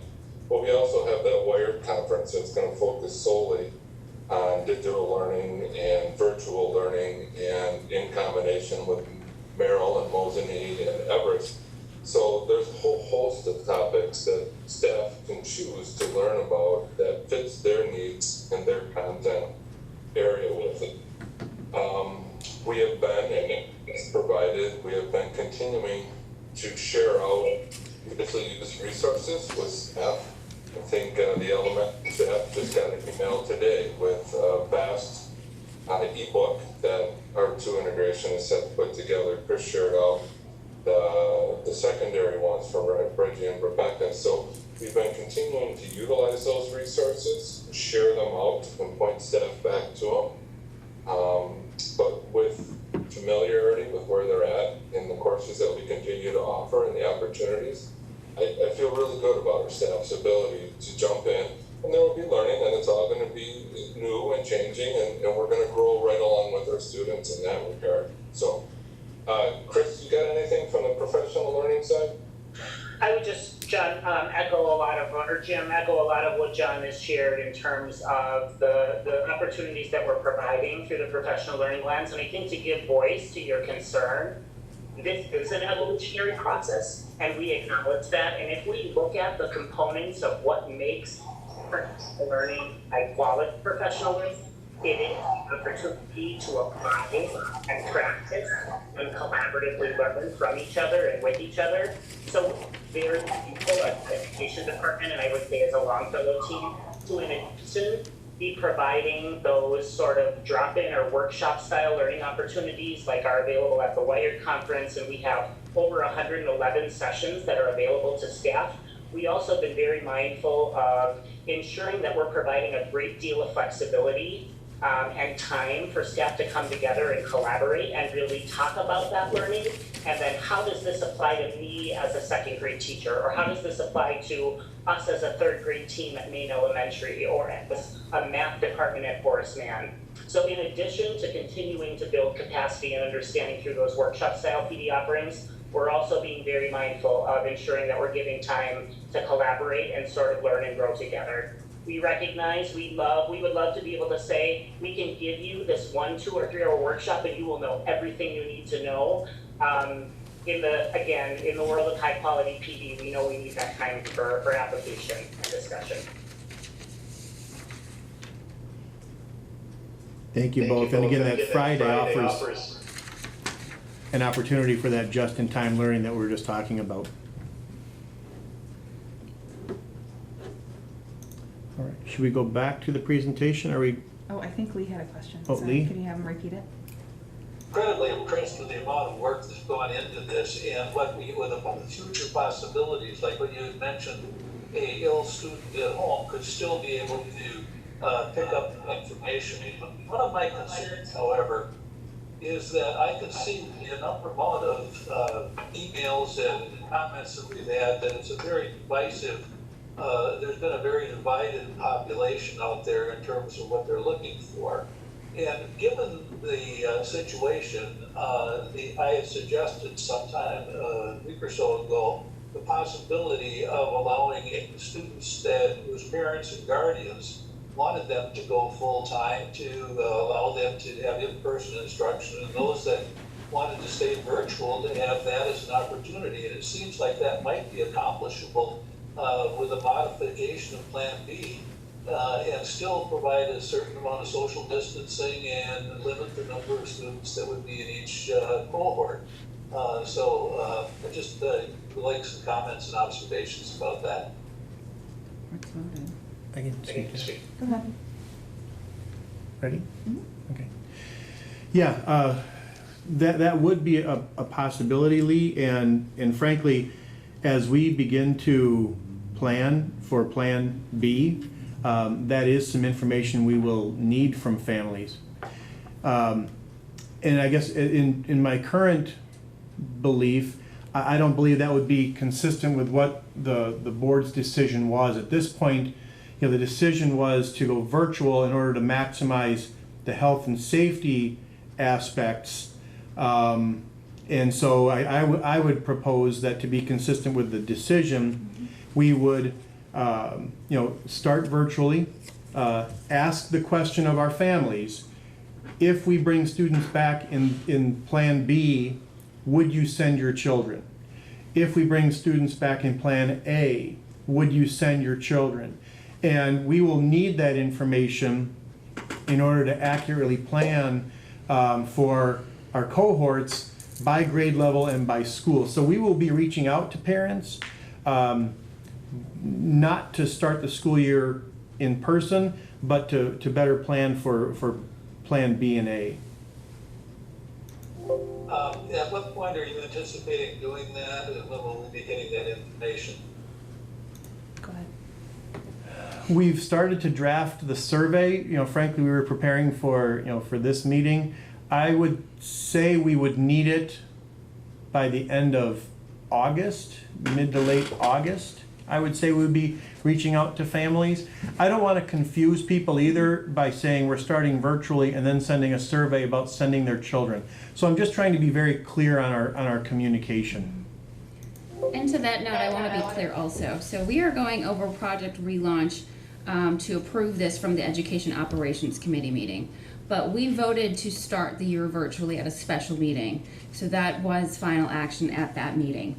As it relates to the survey that the administration is going to send out, my request would be that the questions are very clear. Because one of the issues that we have from the June survey is numbers are a bit skewed because there are people that I think that there's a way to be clear about that, where we make sure that if people really want to stay in one versus the other, that's clear to us. There might be families that feel they're going to do whatever because that they don't have much of a choice or whatever it might be. So I just hope that we're very clear in how we get those numbers. Hey Tricia, can I just clarify that this tonight is listed for action again? So it was my understanding that the special meeting was the precursor and that we were finalizing the full final decision tonight. Or why is it, what action are we supposed to be acting on if that's not it? This is the full Project Relaunch plan, all three options that are being approved tonight. We voted in the special meeting to commence the year virtually. But these are the three options, so we have the full plan. I'm concerned that in the last meeting, we did not have the full plan, and this is the first time it's been presented. I can speak to it. Okay, go ahead. I understand what you're saying, Lee. I guess, if you think back to the first slide I showed, the board has reviewed the components of the plan 4 times before that decision had been made. So really, there's no new information tonight. We're just packaging it in a comprehensive manner because people had expressed concerns that there didn't seem to be a plan. Or they didn't understand aspects of the plan, weren't able to draw connections between the various meetings. So really, there is no new information tonight, it's just being fleshed out. And just to be clear about this, once again, we've heard a lot of comments and emails about the last meeting, the special meeting. And we knew that was convened specifically to vote. We've been working on this, and the administration, and Angie, Lloyd, thank you so much for your incredible work. The fact that they've been working 13 subcommittees and over 100, closer to 150 staff members all summer long on these 3 plans. This has been in development for the entire summer. So, and the reason that it wasn't released in June is, as was stated before too, is new challenges were identified, circumstances changed, new guidelines were coming out. So the one thing we really strive to do is reduce confusion, and the effect of releasing these plans too early would cause confusion, things would change, and we're trying the best to try to reduce confusion to the extent possible with the community. Well, Tricia, this is Lance, and since I was one of the ones at the last meeting that said I didn't feel like I had enough information to vote, I just want to follow up on your comment and make sure that everybody understands that it was never my thought that it wasn't being worked on or that there wasn't a plan. In fact, my understanding was there was a presentation ready to go actually for that meeting. So I never thought that there wasn't a plan or that there wasn't work being done on it. I just felt like I needed to know some of these details for me to choose between plan A, B, or C. I need to know, well, what is plan B? You know, like some of the things we're hearing tonight. I mean, it's great. I'm getting great information about how it's going to work. That's why I felt that way. It wasn't at all a suggestion that I didn't think that there was a plan B or that there wasn't a bunch of work done on it. Right, and likewise, I mean, seeing these details now, it is extremely impressive in terms of what B and C both, I think it's B and C, the blended and the in-person. You know, some of the measures that have been hammered out in terms of what's being done to minimize the risk. And frankly, in the last 2 weeks too, I think as we've all gained more intel on this, both from the public and on our own accord, and new data has come out. As I said 2 weeks ago, it's going to change week to week. 2 weeks ago, my feelings are different today than they were 2 weeks ago. Based on that new data and based on what we're just seeing here tonight. So, and maybe I'm the only one, and if so, that's great. But it's a very compelling story this week that maybe wasn't complete the last couple of weeks for all the reasons that you mentioned. Well, if I can, this is Jim speaking. If I can bounce off of what Pat just made comment about, you know, we saw in emails and information coming out that after the governor's mandate of masks, we're already seeing since August 1st to August 8th, half of the positive tests have dropped 1/2. So as we're taking a look at this, and I remember Ka making a point maybe 2 meetings ago about the fact that, you know, when you take a look at how things are going to change and how they are changing, I'm looking at, well, if we've got the plan, and I knew we were working on the plan, take a look at being proactive. And being proactive, as we take a look at this hybrid that most people have gone to around us, that hybrid makes more sense today than what it would have made even 2 weeks ago. So if I would have had this information, I would have continued to push hard for Plan B. As much as I wanted Plan A, Plan B makes sense. And if we have to close down, we can go virtual very easily. So I'm throwing that out there for everybody to think about. I know no one likes to think about education as an experiment, but really in this pandemic time, it is. In my 32 years, I've never had to redesign education for a situation like this. Frankly, I think we have an opportunity here to learn. With us trying virtual, others trying in person and alternating, to start the school year as we have. And frankly, our staff have spent the last 2 weeks really kind of focused now on getting ready to do virtual. I think it would be a disservice to them to try and change direction at this point. I think we also, back to my first point, I think we have an opportunity to learn about the impact of these schedules. As we start the school year, and and watch the data.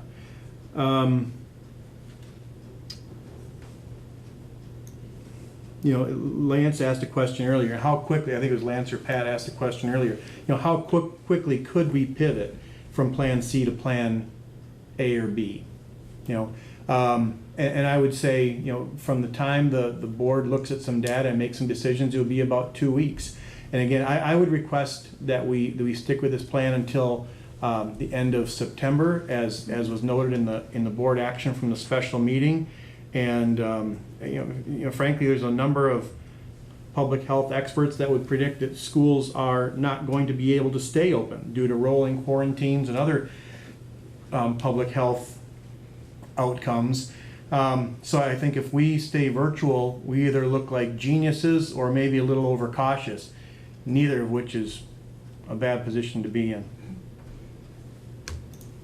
Beth, did you have a question? If so, please go ahead. I just wanted to bring up that one of the important things we're doing is looking at what the community spread is. And if you look at Marathon County, we're still in the high range. So, you know, if we're looking at what's going on in our community, that's still the case, just like it was 2 weeks ago. I wonder if I Yeah, can finish.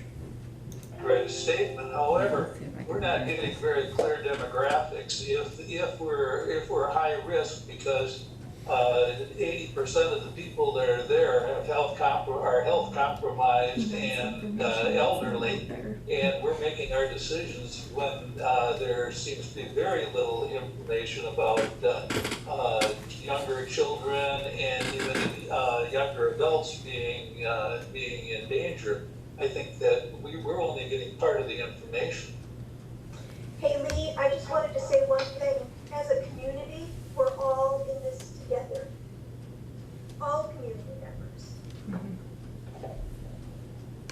And just to follow up to Mr. Webster's point, we have asked to get some more detail about the status of the patients who have been hospitalized, and that information is not available due to privacy laws. Hey Keith, I would just like to comment on one of the statements you made about, you know, spending the last couple of weeks focused all on the virtual learning. I see that as a good thing, regardless if we went with virtual or a blended model. We know that teachers have the in-person thing down. We know that that is effective. So having them and having everyone, frankly, focus on the area that is least known to us, but would make up, at some point here, make up 50% of a child's education, I think that's time well spent. Whether we switch day 2 or day 22, I don't think that that's doing them a disservice for focusing that time and energy in the area that we have the least information and least experience with.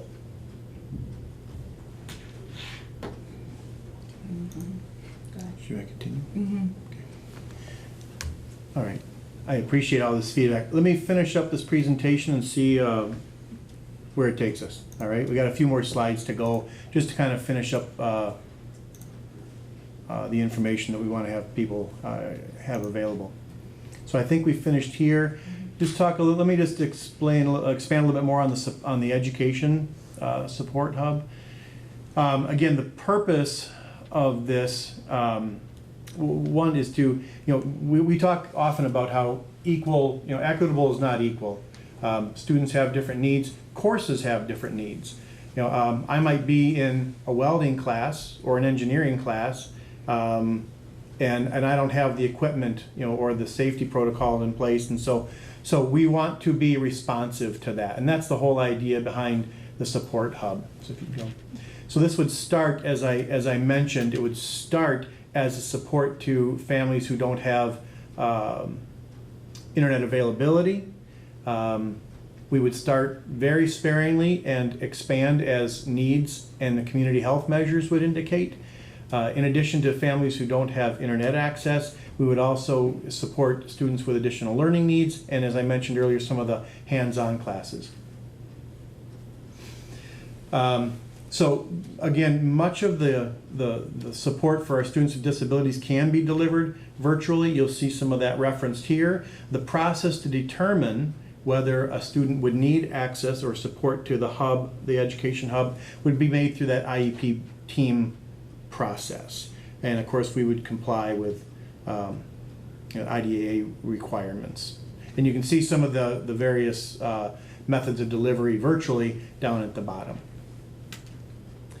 In addition, we talked about some courses. So just to illustrate, some of our lab science classes. Being a chemistry teacher, it would be difficult to do chemistry virtually, at least to the high degree that we've come to expect. Again, some of our CTE classes and others. We would really look to our secondary teachers to determine when that hub would need to be instituted. And we would need them to schedule small groups of students, again, to maintain the responsible practices. They need to coordinate with their principals so that we don't have groups of students overlapping. So it would be a bit of a dance, but we know that our principals and teachers can pull that off. And again, just a little more definition around that, the eligibility based on access. There are some geographic locations that are just not served by providers. And there are others where the bandwidth is not adequate. We would be looking to support them either with a hotspot, or Spectrum is offering an opportunity that we could help support some families. And then the last option really would be that hub, again, to be consistent with the idea that safety is our highest priority. Let me just wrap up here quickly because we've talked a little bit about the hub. I think I've just got 3 or 4 slides left and then we can open it up. So co-curricular activities, again, very important in the lives of our students. There's that phrase again, equitable is not equal. A number of districts that I've been working with would say, if we're virtual, there should really be no co-curriculars. I'm not necessarily of that same mind. I think consistent with our philosophy, which is safety first, but let's support students as we can in a safe manner. Right now I'm open to our lower risk sports, golf, tennis, and cross country, continuing. Why those? Well, 1, they're outdoors. 2, they can social distance. 3, if they need equipment, they can use their own. So that seems to me to fit within the expectations that have been set. Our higher and moderate risk sports, we would look to WIAA. I understand from our co-curricular directors, there's another big meeting this Friday where we might get some more direction. So we might have some more answers after that meeting. Why don't I pause there just for a minute? I think I've got one more section about staff expectations, but are there questions about the hub or co-curricular activities? Yeah, I got a question. This is Lance. So if I'm understanding Tricia right, you're asking tonight for action to approve the plans, not necessarily which one to start the year with, but just to approve the overall plan. Is that right? Go ahead. I A think couple questions and a he's asking suggestion you. then related to that action. Was that a question to me, Lance? Yeah, well, yeah, I saw Keith nod. He nodded yes, that was requested tonight. Yes. So if we're voting on the plans, that I do have a couple questions about it, and one maybe a suggestion. The chart that we have that lists plan A, B, and C still shows an absence percentage, and I know that's been a topic that's been sort of debated at what that means, and is it all absences? And it is all absences, but there's been some contention around that. A suggestion I might have is that since we're going to be reviewing this monthly, we perhaps don't even need that in the chart. That's just one of the many things we'll be looking at. So we don't probably have to come to an agreement on percentages. And then I have two questions. One is a question about the health department. Is the impression I got from the health department at the last meeting was that they were recommending that we not open in person. But then I read or see in media statements that the health department is supporting Everest opening in person. So I'm wondering if I'm confused or if something has changed on that. And then another question I have is, have we surveyed our subs to find out who is willing to sub for us if and when we do go back to in person? All right, thanks, Lance.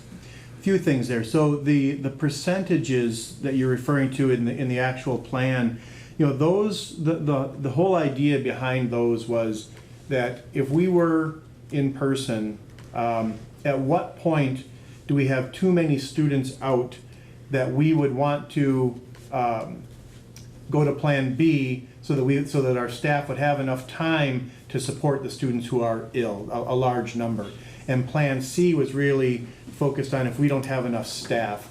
The 15 to 20%, was a guideline in conversation with our human resources and our education teams. That seemed to be about right. But again, it's really a guideline.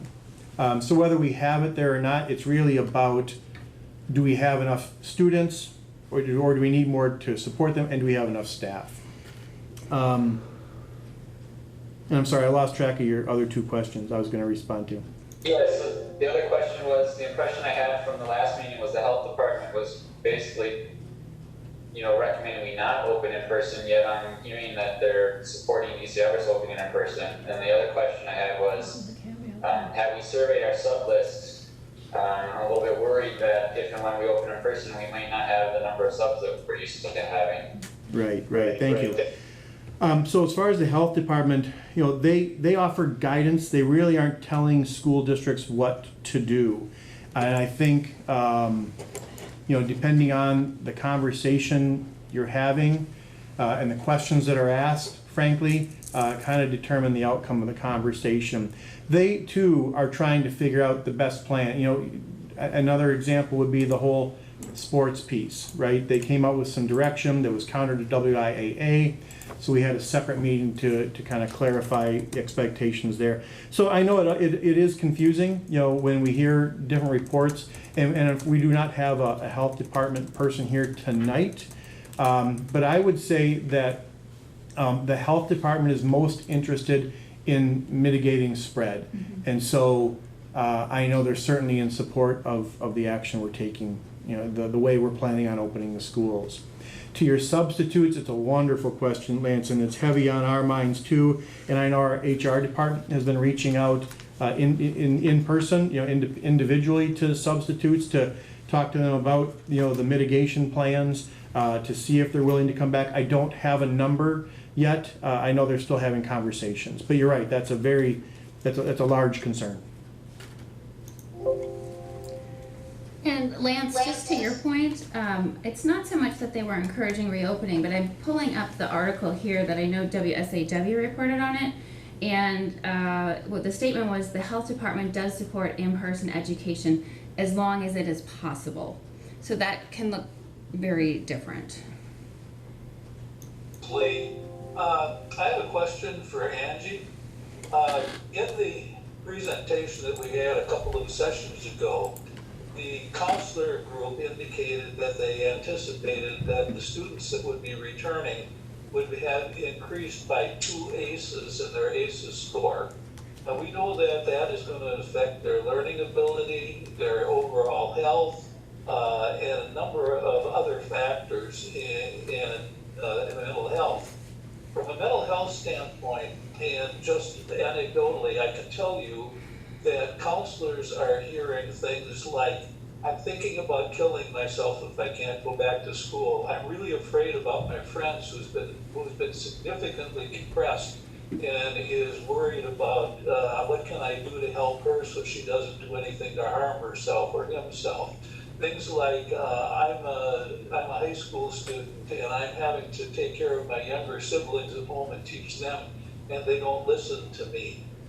There's all kinds of mental health pieces that are here, and we're concerned about how many kids we might or people we might lose if we lose one because of COVID, where the statistics are really mixed. And at the same time, we're seeing a high level of increase in anxiety and depression.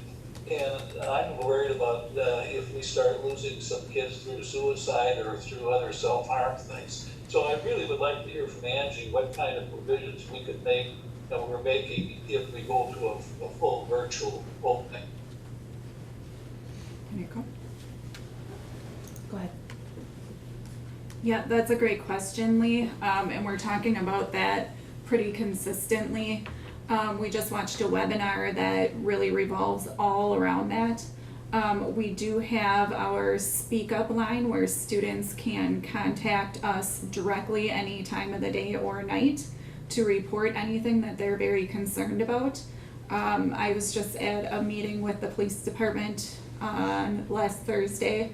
We have a plan, and we're going to have a process for teachers to let our pupil services staff know if they're concerned about the safety of one of our students And concern about safety even means if we're not hearing from students for more than one day. So we will work with our social workers, which thank you to the board and the community for supporting us with our social workers, because we have now 10 of them. We also have about 27 counselors. So again, thank you to the board and the community for supporting us with that. We have our 4 SROs and then additional police officers who will help us to go and make those home visits so that we can physically see the children that we're concerned about and make sure that they are okay.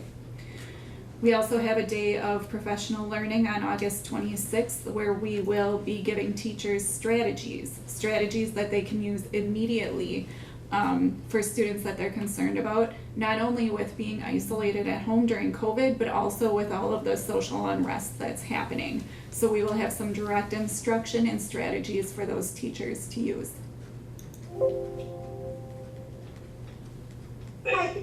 This has been a really major concern of mine all along, and I know that I come from a mental health background, so I'm really looking at that, and I'm hearing the other potential tragic situations. Yeah. I really appreciate all the adding of the social workers and all the other things that we can do. Still, being virtual 100% is really going to limit some of the things that we can do.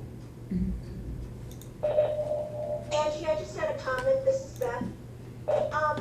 If students are using their email accounts through the district, wouldn't GAGO pick up on anything? Also, wouldn't that be another safeguard that we have in place? Go ahead. Yes, Beth, thank you for bringing that up. We also have GAGO, and we do also have Handle with Care.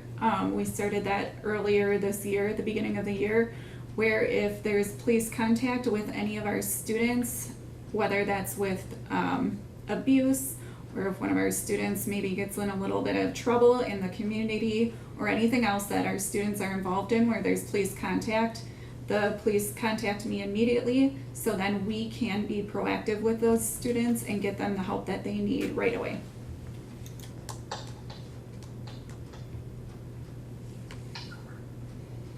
And Lee, just to your point, I mean, absolutely, this is a huge concern. There's so many things that we have to balance. I can share, as the mother of a child, an only child who has not seen classmates since the pandemic hit, I know firsthand how it is so critical for our students to be able to socialize. But we also have to keep in mind that what people really want, and what I'm hearing too in our emails from community members, is people want something to return to normal. And when we are physically back in the buildings, it's not going to look like what it did before the pandemic hit. I'm hearing about classrooms that are going to be turned into sterile environments that don't even look like classrooms anymore. And the inability to be next to their classmates and have those exchanges, and the inability to do small group work or play together on the playground or share markers or whatever, it's going to look very different. So I just want to highlight that nobody's dismissing how critical this piece is, but at the same time, let's all be aware that when we are physically back in the buildings, it will be different. Tricia, I think that's a good point. And I got just a couple other comments. Since we last met, and I have to agree with Lance, well, maybe I'm not agreeing with you, Lance, but your point about the health department guidance, I felt very differently based on the guidance that she gave when we started talking about all of these quarantining procedures and, this is going to happen and it's going to spread to this, and then, we're not going to be able to support all this, we're going to be maxed out of capacity. That message, as I understand it, is very different than what they did here at DC Everest. And frankly, her message was influential in how I was viewing it at that time. So I'm not necessarily pleased with her sending two different messages. Maybe that's my fault for listening, listening a little bit too intently. But the other piece, Keith, is you mentioned about, equal and equity. And I guess in the last couple of weeks, what I have been reading, right, is that the need to have some in-person contact is universal for students. It's not focused just on those that are challenged in school. It's equally as important for those that excel in school. So I don't know how we can comfortably say at this point in time that knowing all those things, that, you know, everybody needs it, knowing what Lee talked about, and the mental health issues have frankly surprised me, some of the statistics that are coming out on that. The need to go back is universal. And it seems like us now erring on the extreme side of caution, we're doing a disservice to our students, because it's going to prevent us from getting back to hopefully a full, you know, new normal sooner than later. And other places have figured this out. Hell, we figured it out with graduations, right? We weren't going to do that. And I know it's too early to see if those graduations led to a community spread, but I haven't heard it, and I've heard nothing but positive things about it. And you're right, Tricia, it does look different. Maybe graduations look different for a couple of years. I don't know. But it just seems to me right now that, you know, Keith, you're right, the education is the experiment, and I don't know that I can comfortably say that experimenting with the direction that we're starting out with is necessarily best for all of our kids.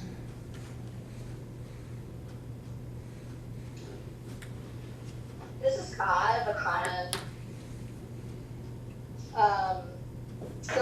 In regards to mental health, I think we all agree that mental health is very important for all of our students, especially with going to school virtually.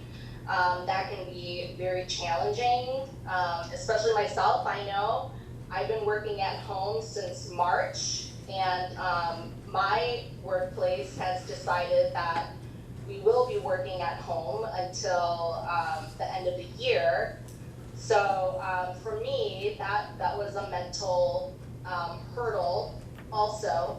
But I also want to say that an important part of mental health that's very important is learning coping mechanisms, because we are all going to go through some sort of stress. And so another very important part of mental health would be to learn coping mechanisms for when it will be stressful, and it will be stressful. And so I just want everyone to be aware of that too, that a big part of mental health is to learn coping mechanisms for when it is stressful. And so I'm hoping that our counselors, are thinking of those coping mechanisms, that they can probably give those tips to our teachers. And hopefully, that's one thing that they can, I guess, watch out for with our students, and maybe even teach them some of these coping mechanisms. Maybe the counselors can, but that's one thing that I've learned throughout this, is that there are coping mechanisms that can be learned to deal with these stressful situations. Go ahead. Yeah, thank you for bringing that up, Todd. That's exactly what we're talking about with that professional development on August 26th. We have that day reserved for exactly what you are saying right now. We know that the majority of our teachers don't have a counseling background, so we need to teach them explicitly how to look for those warning signs, and then teach the kids the coping mechanisms when appropriate. Fortunately, coping mechanisms are most effective, though, when they're done within a family system or with people that you really know and trust. And unfortunately, many of the students that we're dealing with do not have those kinds of strong support systems, except perhaps at school, in person, or with their friends. And so, I understand that those coping and getting through things are really important. On the other hand, we're also instilling somewhat of a major fear in children at this point, because we're also hearing kids saying things like, I'm afraid if I have to go back to school, then what I may do is I may bring it home and infect my parents and they'll die. And that's And when we start dealing with that level, we're looking at potential PTSD. Lance, Beth, I see you both have your hands up. Did you have anything you'd like to add? Yeah, I was just wondering, are we being asked tonight to make a decision on fall sports for the whole fall sports season? I thought the decision about sports was administrative. If the board wished to take some action on that, it is part of the plan. It would be eligible for board action. Well, I'm wondering how we handle the fact that we may be in person at some point here early in the year, yet give up on the full fall sports season now.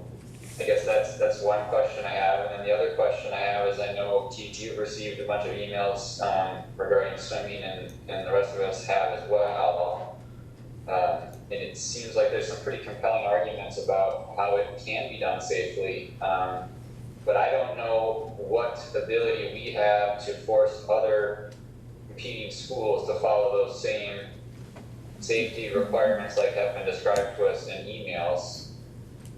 So I just was wondering what your thoughts were on swimming, and wondering about that issue of, do we want to give up on the entire fall sports season for some of these sports when we may be in person 6 weeks from now? Go ahead. Sure. Let's start with the fall sports. I've had a number of conversations with, again, athletic directors, principals, other district officials, and public health. And you're right, we have no control over what other districts do. I would say that in the WIAA guidelines, the lower risk sports were scheduled to start practices September 1, and the higher risk September 17. So the higher risk sports would not be practicing until then anyway, with the earliest date for any competitions, I believe, was September 25th.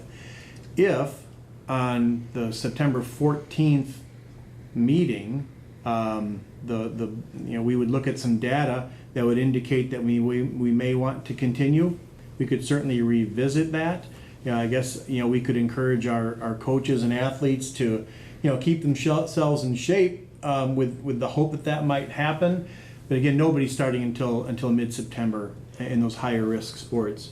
As to swimming, again, trying to stick with the intent of the last ruling and the virtual start, it did not seem logical to me to have a number of athletes in the building when we wouldn't bring them into a classroom.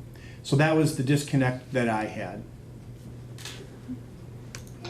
Yeah, I don't want to speak for other board members. But knowing that there are some important meetings from WIA coming up, and knowing that practice for the high-risk sports don't start until mid-September anyway, I just think it might be wise for us to, hold off on making a final decision on that at this time, because we could learn a lot in the next month. Or week.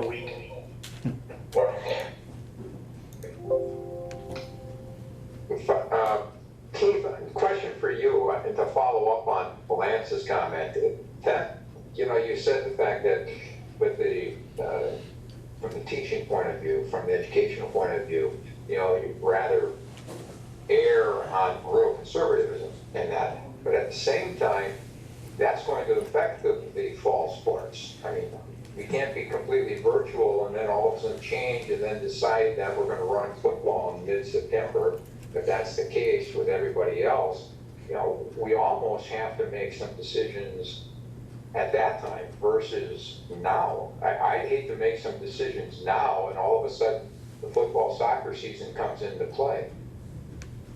Yeah, the direction right now, Jim, is that the lower risk sports would continue, and that the higher risk would kind of follow the WIAA. But if we're if we're virtual and the data tell us, then they would not start. You're right, we do have some time around those higher risk. And I think in the last slide that we didn't get to yet, I think I may have mentioned that, or unless we did get to it, I'm not sure. I've lost track. Oh, I'm muted. Sorry. That didn't come through, did it? I just noticed. Sorry, Jim. I thought I was speaking and I was muted. And now I forgot what I was going to say. But let me, I think in the slide, which I can't remember if I've gotten to it yet or not, but lower risk would continue, higher risk would kind of go with the WIA. We still have an option for our higher risk sports.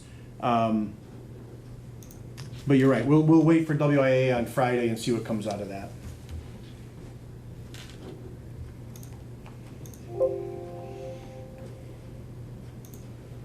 Okay, go ahead. Yeah, let me wrap this presentation up.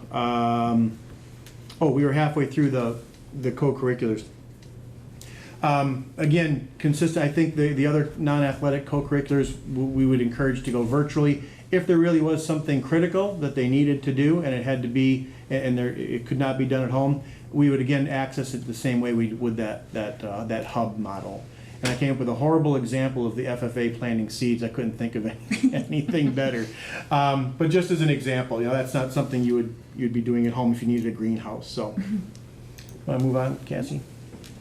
Last one, pretty important though. Next slide.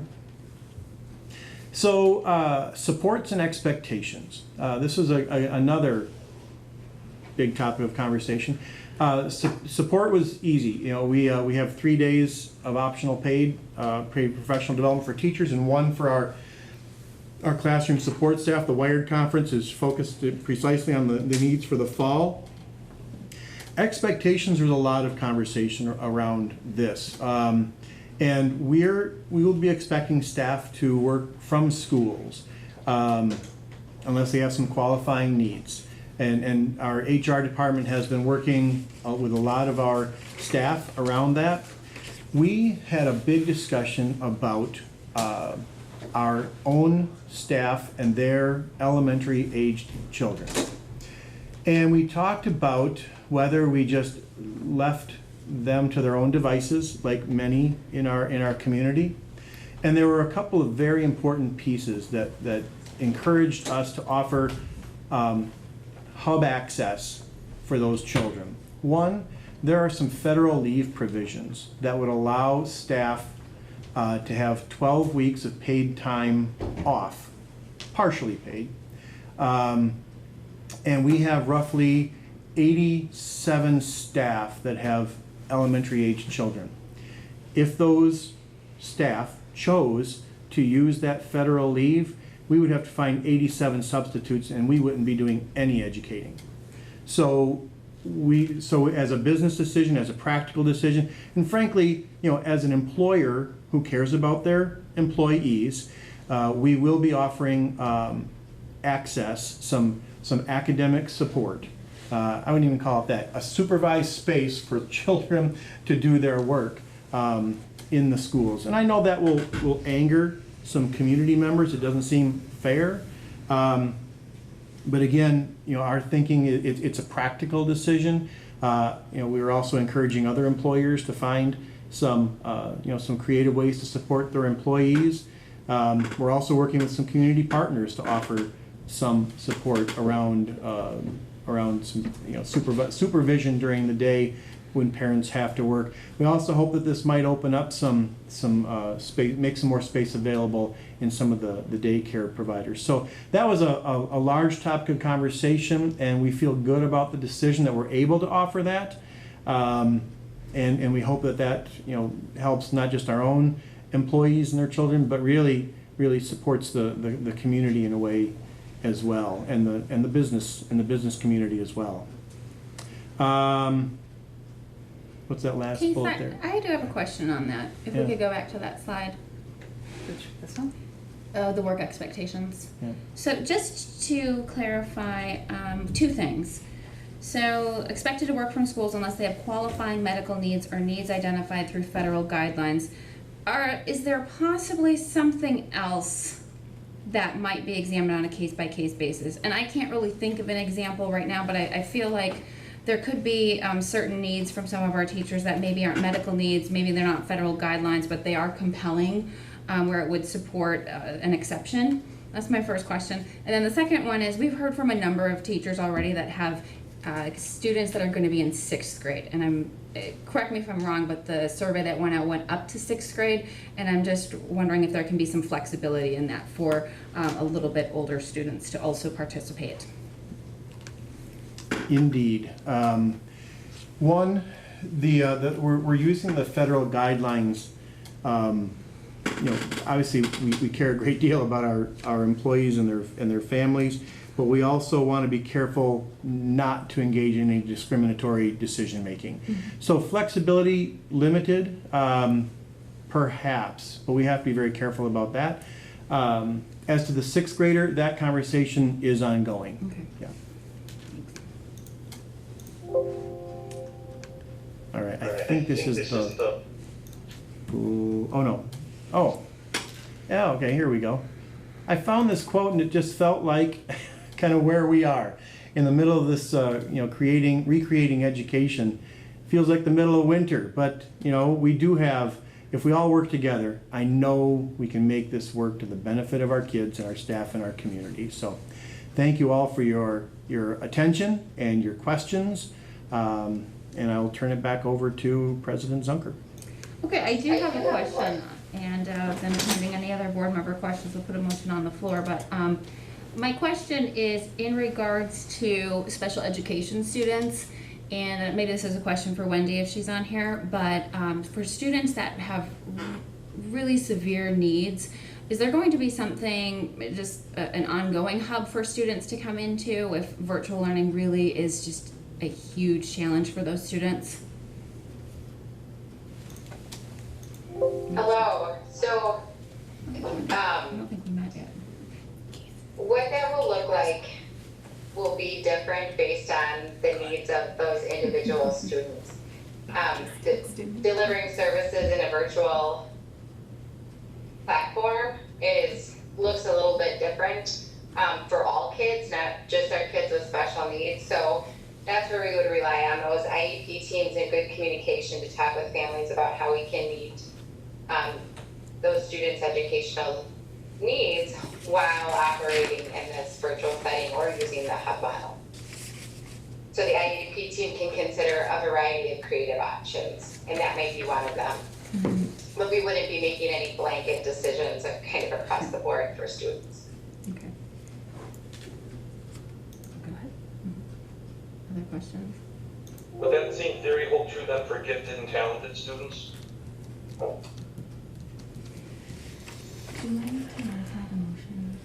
Yeah, we will. Let me answer. Possibly. Again, the guidance here is if an activity cannot be completed in a virtual setting, then that would make them eligible for hub support. Yeah, So has there been any discussion about GT hub support to date? There has, but I don't know the status of it. I don't know if anybody in the ed team has any insights to that.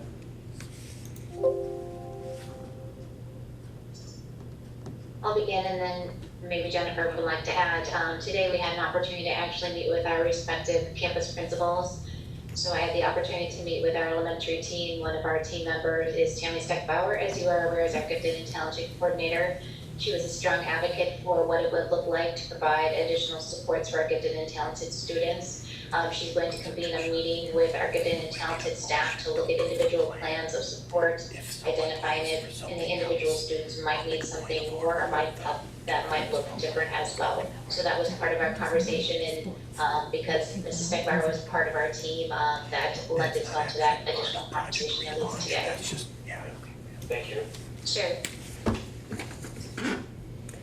Okay, are there any other questions? Keith and Tricia, could I just, before we move forward, could I clarify one thing? Mm-hmm. And I think this is a fantastic example of just how quickly things are changing and how flexible we are.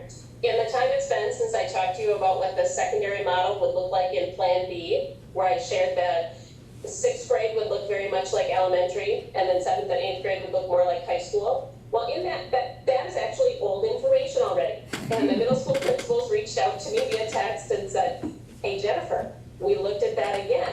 We played with our schedules. We think we can use that elementary model of virtual allied classes for 6th, 7th, and 8th grade. And so I just let them know I would clarify that as soon as I had a chance. So this was it. Thank you. But again, I think it's a great example of our staff are working really hard and thinking all the time, coming up with plans and trying to do what's right for kids. So just one little addition there. Thank you for that, Dr. Rauscher. Okay, at this time, I am seeking a motion to approve the final project relaunch plan. I have that. And it does not include sports. Lee has a question. Okay, Lee, do you have a question? Actually, I want to make a comment. I'm incredibly impressed with all the things that have been put together, the teachers, the groups that have put together material, and all the planning that has gone on makes it possible for us to do all the kinds of things that we are thinking about doing either virtually or in person. But at this point, I move that the Wausau schools be opened with a modification plan B that would allow parents and guardians to make the decision for their children to attend either virtually or in person, full-time by September 14th. In-person education would follow the universal guidelines as outlined by the administration. And in addition, teachers and staff that have medical or other significant risk factors for COVID could be allowed, as staffing permits, to volunteer to work virtually. There's no way that we I'll see. You want me to? go ahead. Yeah, I appreciate your motion. We should probably get a second first before we have any discussion. Just. All right. Pat's the second. All right, so one, I hear what you're saying. We would not have the capacity at this point to necessarily pull off the option. I couldn't guarantee we could do that, just as an FYI. The one mention was made about the emails that we've heard, and we've heard a lot of support, and we've heard some people that are unhappy in the last 2 weeks, but I would urge everybody to recall the many emails, the many communications that we also heard throughout this summer. Some voices are louder right now, and quite frankly, a bit mean in some points, but I would urge this board to continue forward. We had a special meeting, we voted, that was final action. Tonight we have a motion to approve the final project relaunch plan, and now this motion that we don't have the capacity to support, which is reckless and dangerous for this board and this district and this community. It's sidetracking when we really need to come together as a board and as a community. Yeah, this is Lance. I've got a question just for clarification. Lee, is your motion suggesting that it would be Plan B, but terrible comment. any parent who wants their student in person would be in person, so some of the classes might be 100% in person? We want people to accommodate that. Yes, it seems to me that it's a parental responsibility to make these decisions, and we're making them at this point in time. We have the capacity, it would seem to me, to do both.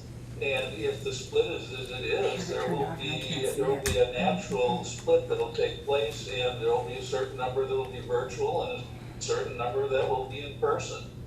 And if we poll the parents and the parents indicate one desire or the other, it's their responsibility. If the health department or the governor or somebody else decides to shut things down, that's their responsibility, but our responsibility is to provide the best education that we can possibly provide for the largest number of kids.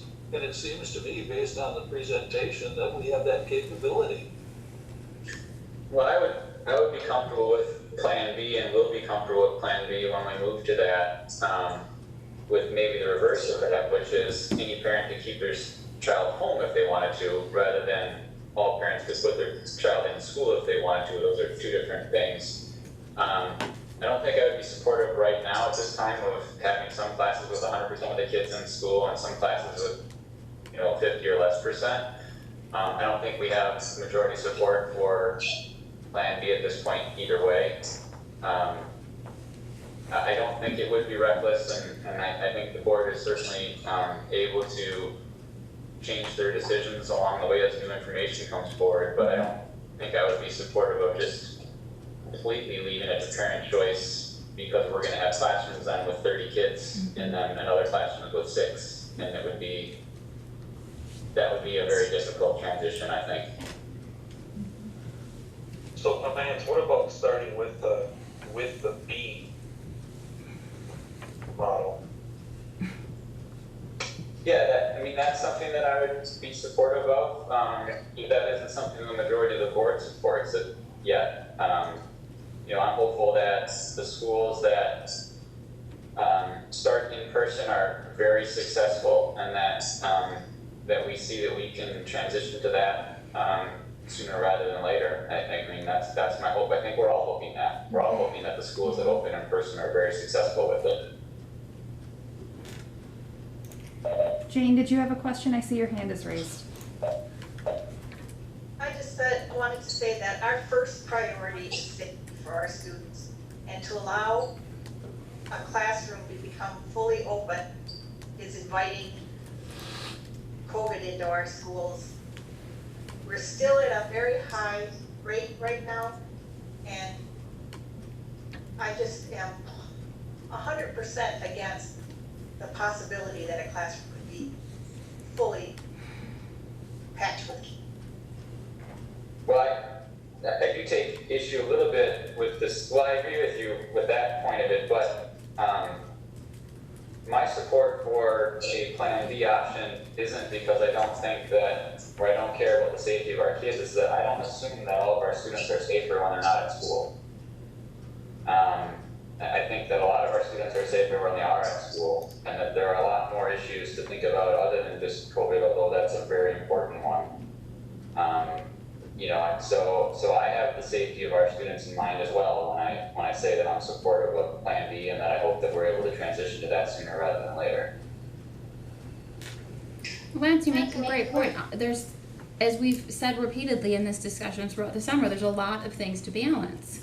But when we talk about COVID-19, it's not just the students. We have a lot of adults in the buildings as well. And these are all individuals that go to their respective households. It's not just the one teacher that they might be with all day, but maybe the bus driver, maybe the childcare worker, maybe they live with grandma or grandpa. We are still in high-level community spread. That was the basis of the decision, is we want to ensure the health, safety, and well-being of our students and staff, and quite frankly, this is a greater community issue. So we've always said from the beginning of this, we want to be fully in the schools. We want everything to get to whatever that new normal is going to look like as soon as possible. That time just isn't now. And that's why I'm not comfortable would not be comfortable with just going straight 100% classes full. Not yet. I hope that we can. Hope the schools that do that are wildly successful, and that we can transition to that soon, early in the year, but I wouldn't be comfortable with that. So, Lance, if I may ask you a question, since it's an open discussion among board members right now, I agree with you in the fact that I'm not comfortable right now going full, because you're right, Tricia, there are teachers you need to be concerned about, students need to be concerned about, all of those other things, the support staff needs to be concerned, everything that goes along with that. But at this point in time, knowing what the administrative team has put together, administratively, from academics to technology enhanced curricula, to the technology professional development of the teachers getting ready, moving to Plan B and starting off with Plan B would be a tremendous place to start, because of the fact that it's proactive. It's proactive, and if we have problems, you can always go completely virtual. But that gives us a middle of the ground that I believe a lot of people in our community would prefer than just going completely virtual. Because we do know virtual, about 1/3 of our students are going to do well in it, but there's going to be 2/3 that are not going to do well with it. Not concerned about special ed students, as you were talking about, Tricia. That plays a big part. Special ed students need help, and virtual has never been a process that helped special ed students.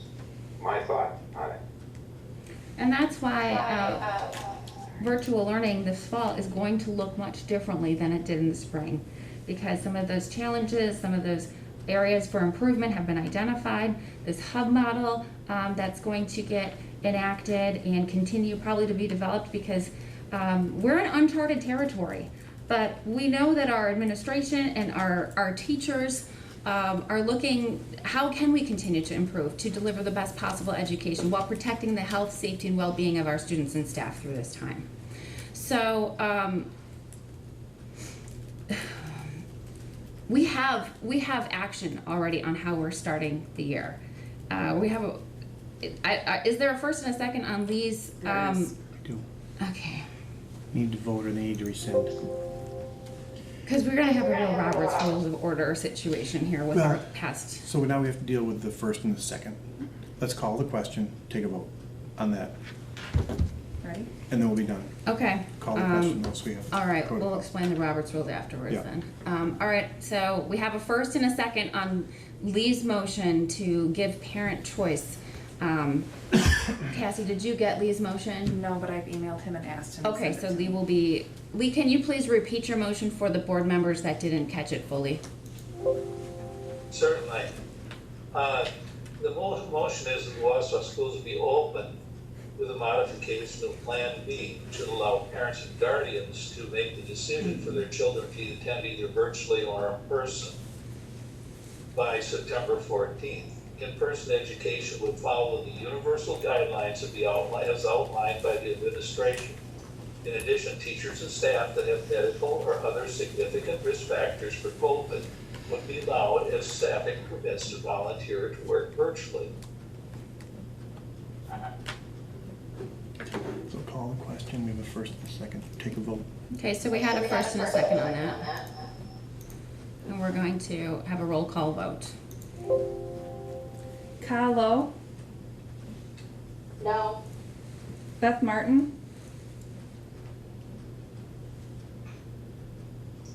Beth Martin, No. thank you. Pat McKee, No. Jane Roosh, Jane Roosh,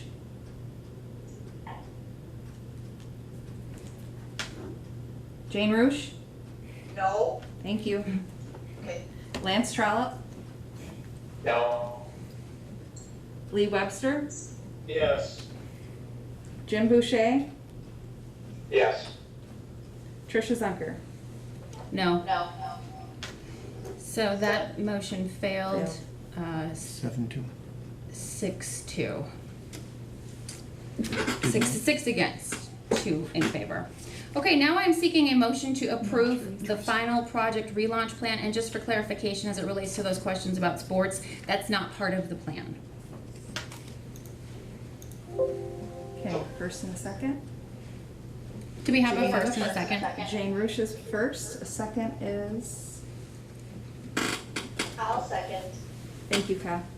Kyle Lowe. Okay, Beth Martin. Beth Martin, Yes. thank you. Pat McKee, No. Jane Roosh, Yes. Lance Trollope, This is a vote on the Correct. plan, not the start, not which plan is being implemented, correct? correct. My vote is yes. Lee Webster, No. Jim Boucher, No. Kyle Lowe, Yes. Tricia Zunker. Yes. 6-2, that passed. Okay, that motion to approve the final project relaunch plan passed 6 yes, 2 no.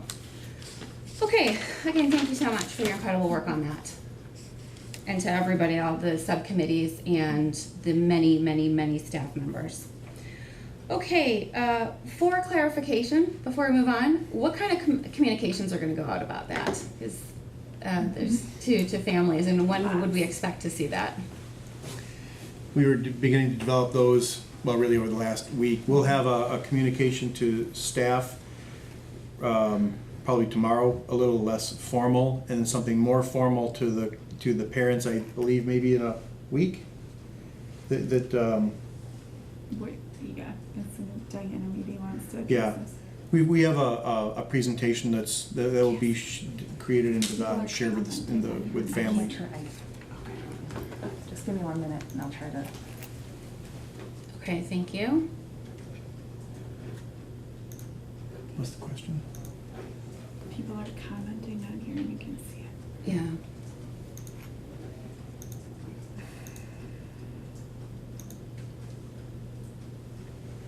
Okay, so we're going to move on to agenda item 8, new business. And the first is the initial resolution authorizing general obligation bonds in an amount not to exceed $155 million. So do you have an update on this, Keith? I certainly can. I know there was some question about boundary changes and concerns there. Just a reminder to the board that boundary changes are not a part of this referendum resolution. This is strictly the bond question about facilities.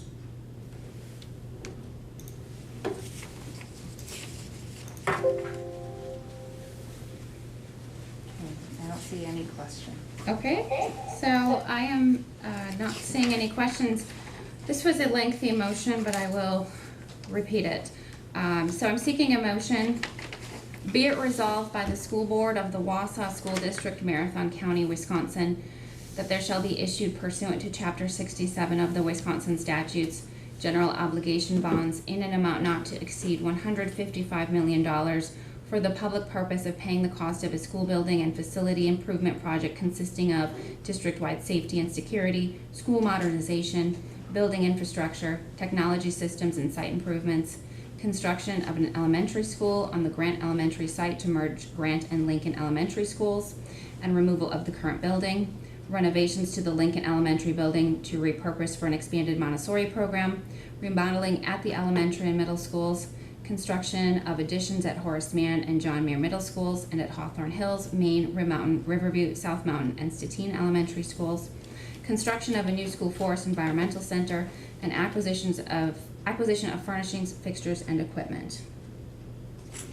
If we get a first and a Okay, second, Jane could is I? first. Okay. Jane Roosh is first. Now we need a second. Okay, And so Lance Trollope is the second. We have a first by Jane Rouge and a second by Lance Trollope.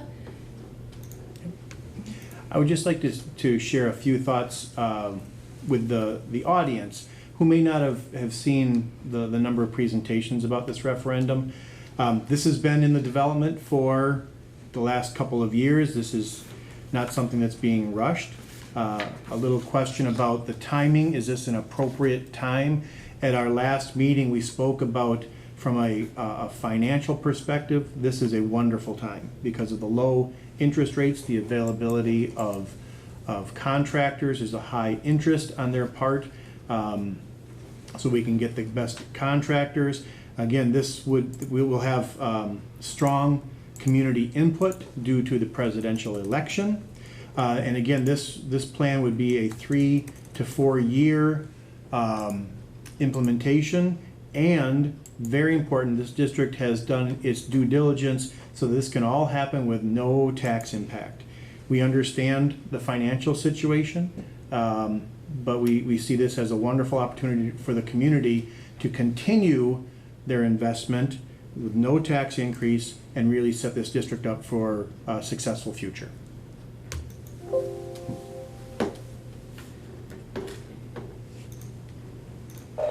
Any board discussion? Can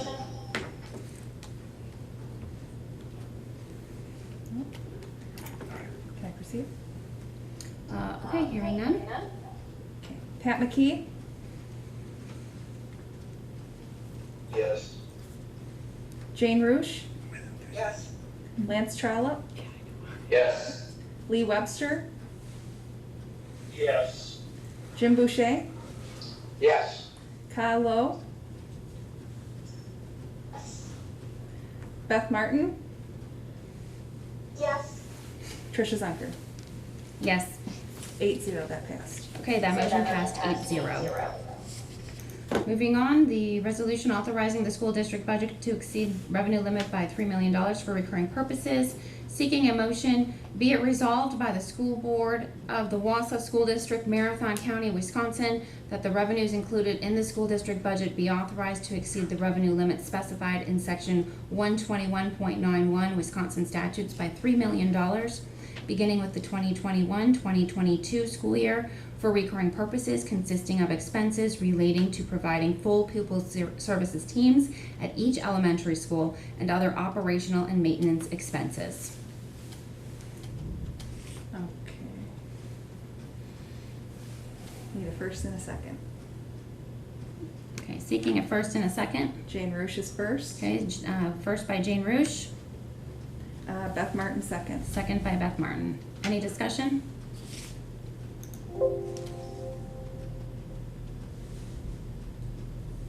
Okay, hearing none. Okay. Jane Rush, Yes? Lance Trollope, Abstain. Lee Webster, Yes. Jim Boucher, Yes. Kyle Lowe, Yes. Beth Martin, Beth Martin, Yes. thank you. Pat McKee, Yes. Tricia Zunker. Yes. All right, that motion passes. 7 yes, 1 abstention. Okay, moving on. This is, the next agenda item is essentially a combination of the last 2 resolutions, so I'm going to just present it succinctly. I'm seeking a motion that the board approves the presented referendum resolution calling for a November 3rd, 2020 referendum election. Okay, Jane Rush is first. All right, we have a first by Jane Rush.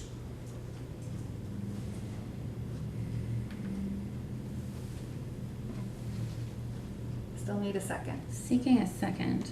Beth Beth Martin Martin. second. All right, second by Beth Martin.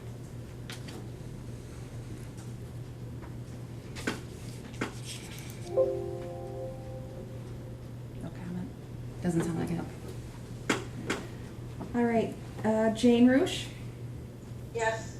Lance Trollope, Abstain. Lee Webster, Yes. Jim Boucher, Yes. Kyle Lowe, Yes. Beth Martin, Yes.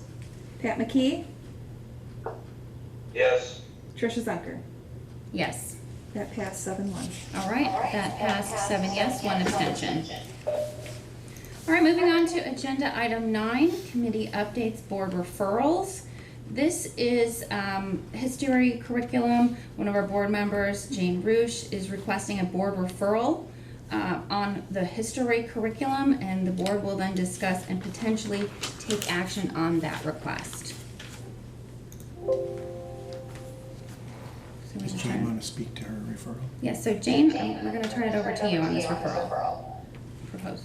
It's just really simple. I believe our history classes need to be looked at, updated. With what's been going on this past year, we are woefully lacking in our minorities teachings. That people don't know about so many things in our history because they aren't particularly shining.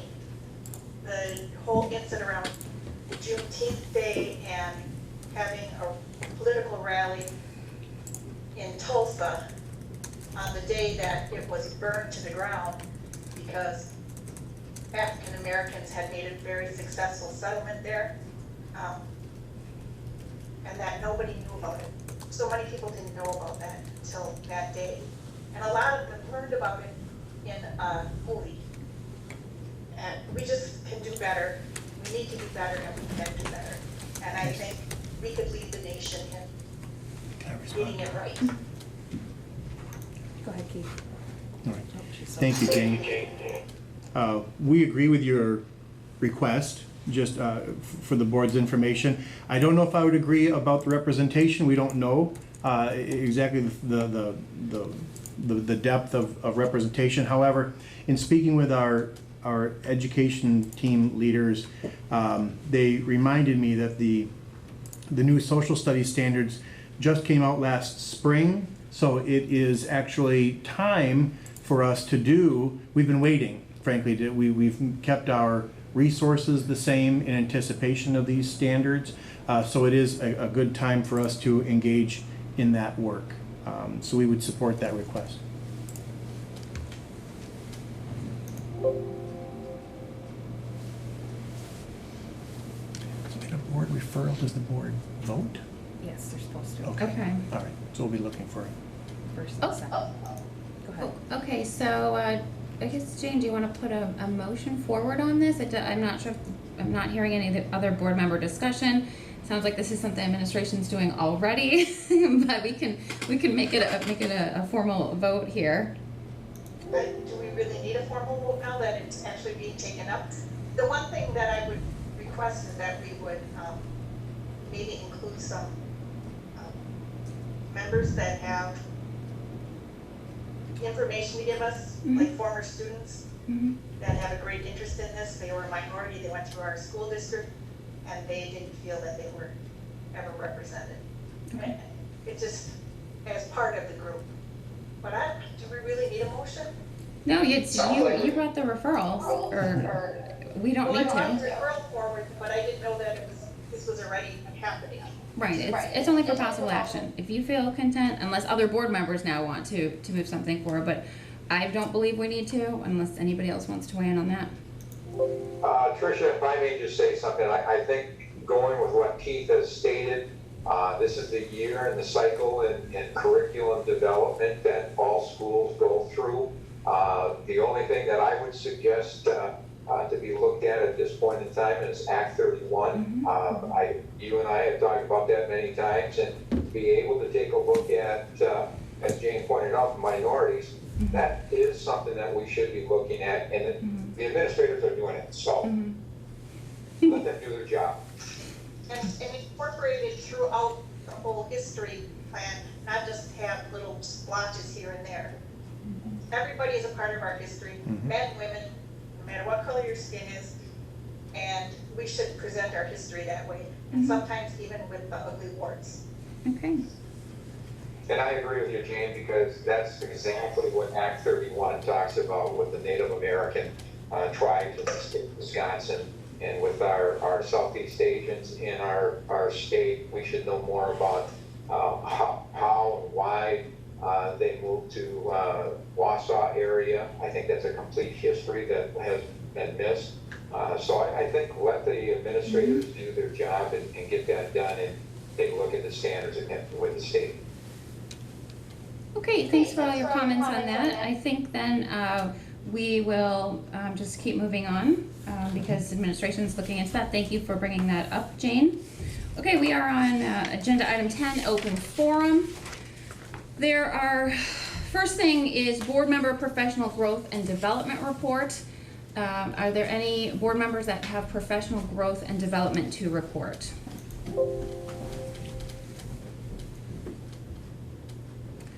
I can share that I sat as a panelist for the WPEN, Wisconsin Public Education Network, annual conference. It was, of course, turned virtual, but I was on a panel with a board member from Madison School Board, Savion Castro, a board member from Sun Prairie who was hosting it this year, the board president, Steve Schrader, who's actually from Wausau originally, and Dr. Lori Cooper, board president of La Crosse School District, was on the panel, and then another woman, Vanessa from Hortonville. But the five of us were on this panel, and the topic was local level action, statewide impact. And so we talked about different things that our boards were doing, and ability to use a collective voice to have a greater impact on educational policy in Wisconsin. And of course, we talked about the resolution that circulated last year, talked about the ones that we worked on this year. Board members for these different boards were very supportive, asked, hey, can you send me what you're working on? Can you send me what your board passes? So now we've got a couple of those boards that are also either very interested in joining. They might either be co-sponsoring the broadband one with the others, but this is an issue that's something that it doesn't just affect us up here in the north, but other parts of the state as well, especially in the periods of mandated virtual learning. But it was really great to just talk about different ways to have an impact and things that we could do on this board. So board members, you may have noticed that after we passed those resolutions, I did send them on to our state senator and our assemblyman. Did not receive a reply, or I certainly would have shared that reply. But I think we can do things like that. We should think about times when we can maybe send a letter as a board and use our collective voice to a greater level. The resolutions are certainly a great thing. And there was one thing that was really, really cool from La Crosse School District, and having conversations with other board members in other districts to see what they're doing really can be quite eye-opening. But La Crosse, and I'll try to follow up and see if I can get this policy and share it, but they have a policy for their high school students because they want to make sure that their high school students, and this kind of goes to what you were talking about, Jane, but that when their students graduate high school, they have a sense of where their place is in the world. And I thought that was really, really cool. And so I'm going to follow up with Dr. Cooper and see, or maybe I can find it directly, but I'll send it on for the board and administration to see. But I thought that was really cool understanding of the time that we're in, and the fact that students need to recognize that their place in the world is different from their peers around them. So that's the professional growth and development that I have to report this month.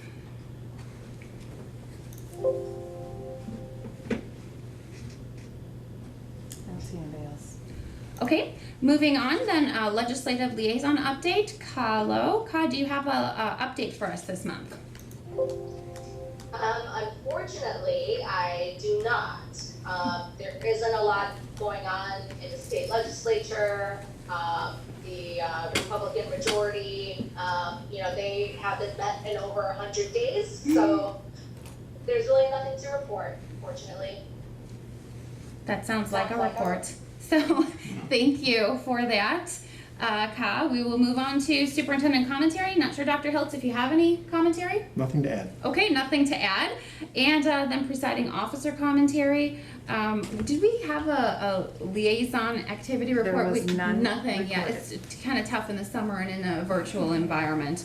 I don't really have any commentary. I did just want to say thank you again to all the different moving components, to getting the start of the year going, whether it's the committee members, the staff members, our teachers, for all the work they did both in the spring and now in the fall, our paraprofessionals that are taking on different tasks. Dr. Hiltz, so much thank you to you through this, and to our families for being patient. There's not going to be a decision that makes everybody happy. And so to all of those individuals that have reached out and communicated whatever that point of view is, I want to say thank you. We appreciate hearing from you. And also to all the board members. I know everybody probably was one of the most difficult decisions you've had to participate in as a board member, and I know everybody is coming at it with from the right place. So thank you, everybody. With that, I'm seeking a motion to adjourn. Jane's first. We've got a first from Jane Rouge. Lance. And a second from Lance Trollop. All in favor? Aye. Aye. Me too. Opposed? Aye. I think that was delayed for Jim. Okay, motion carries. This meeting is adjourned. Thank you, everybody. Good night.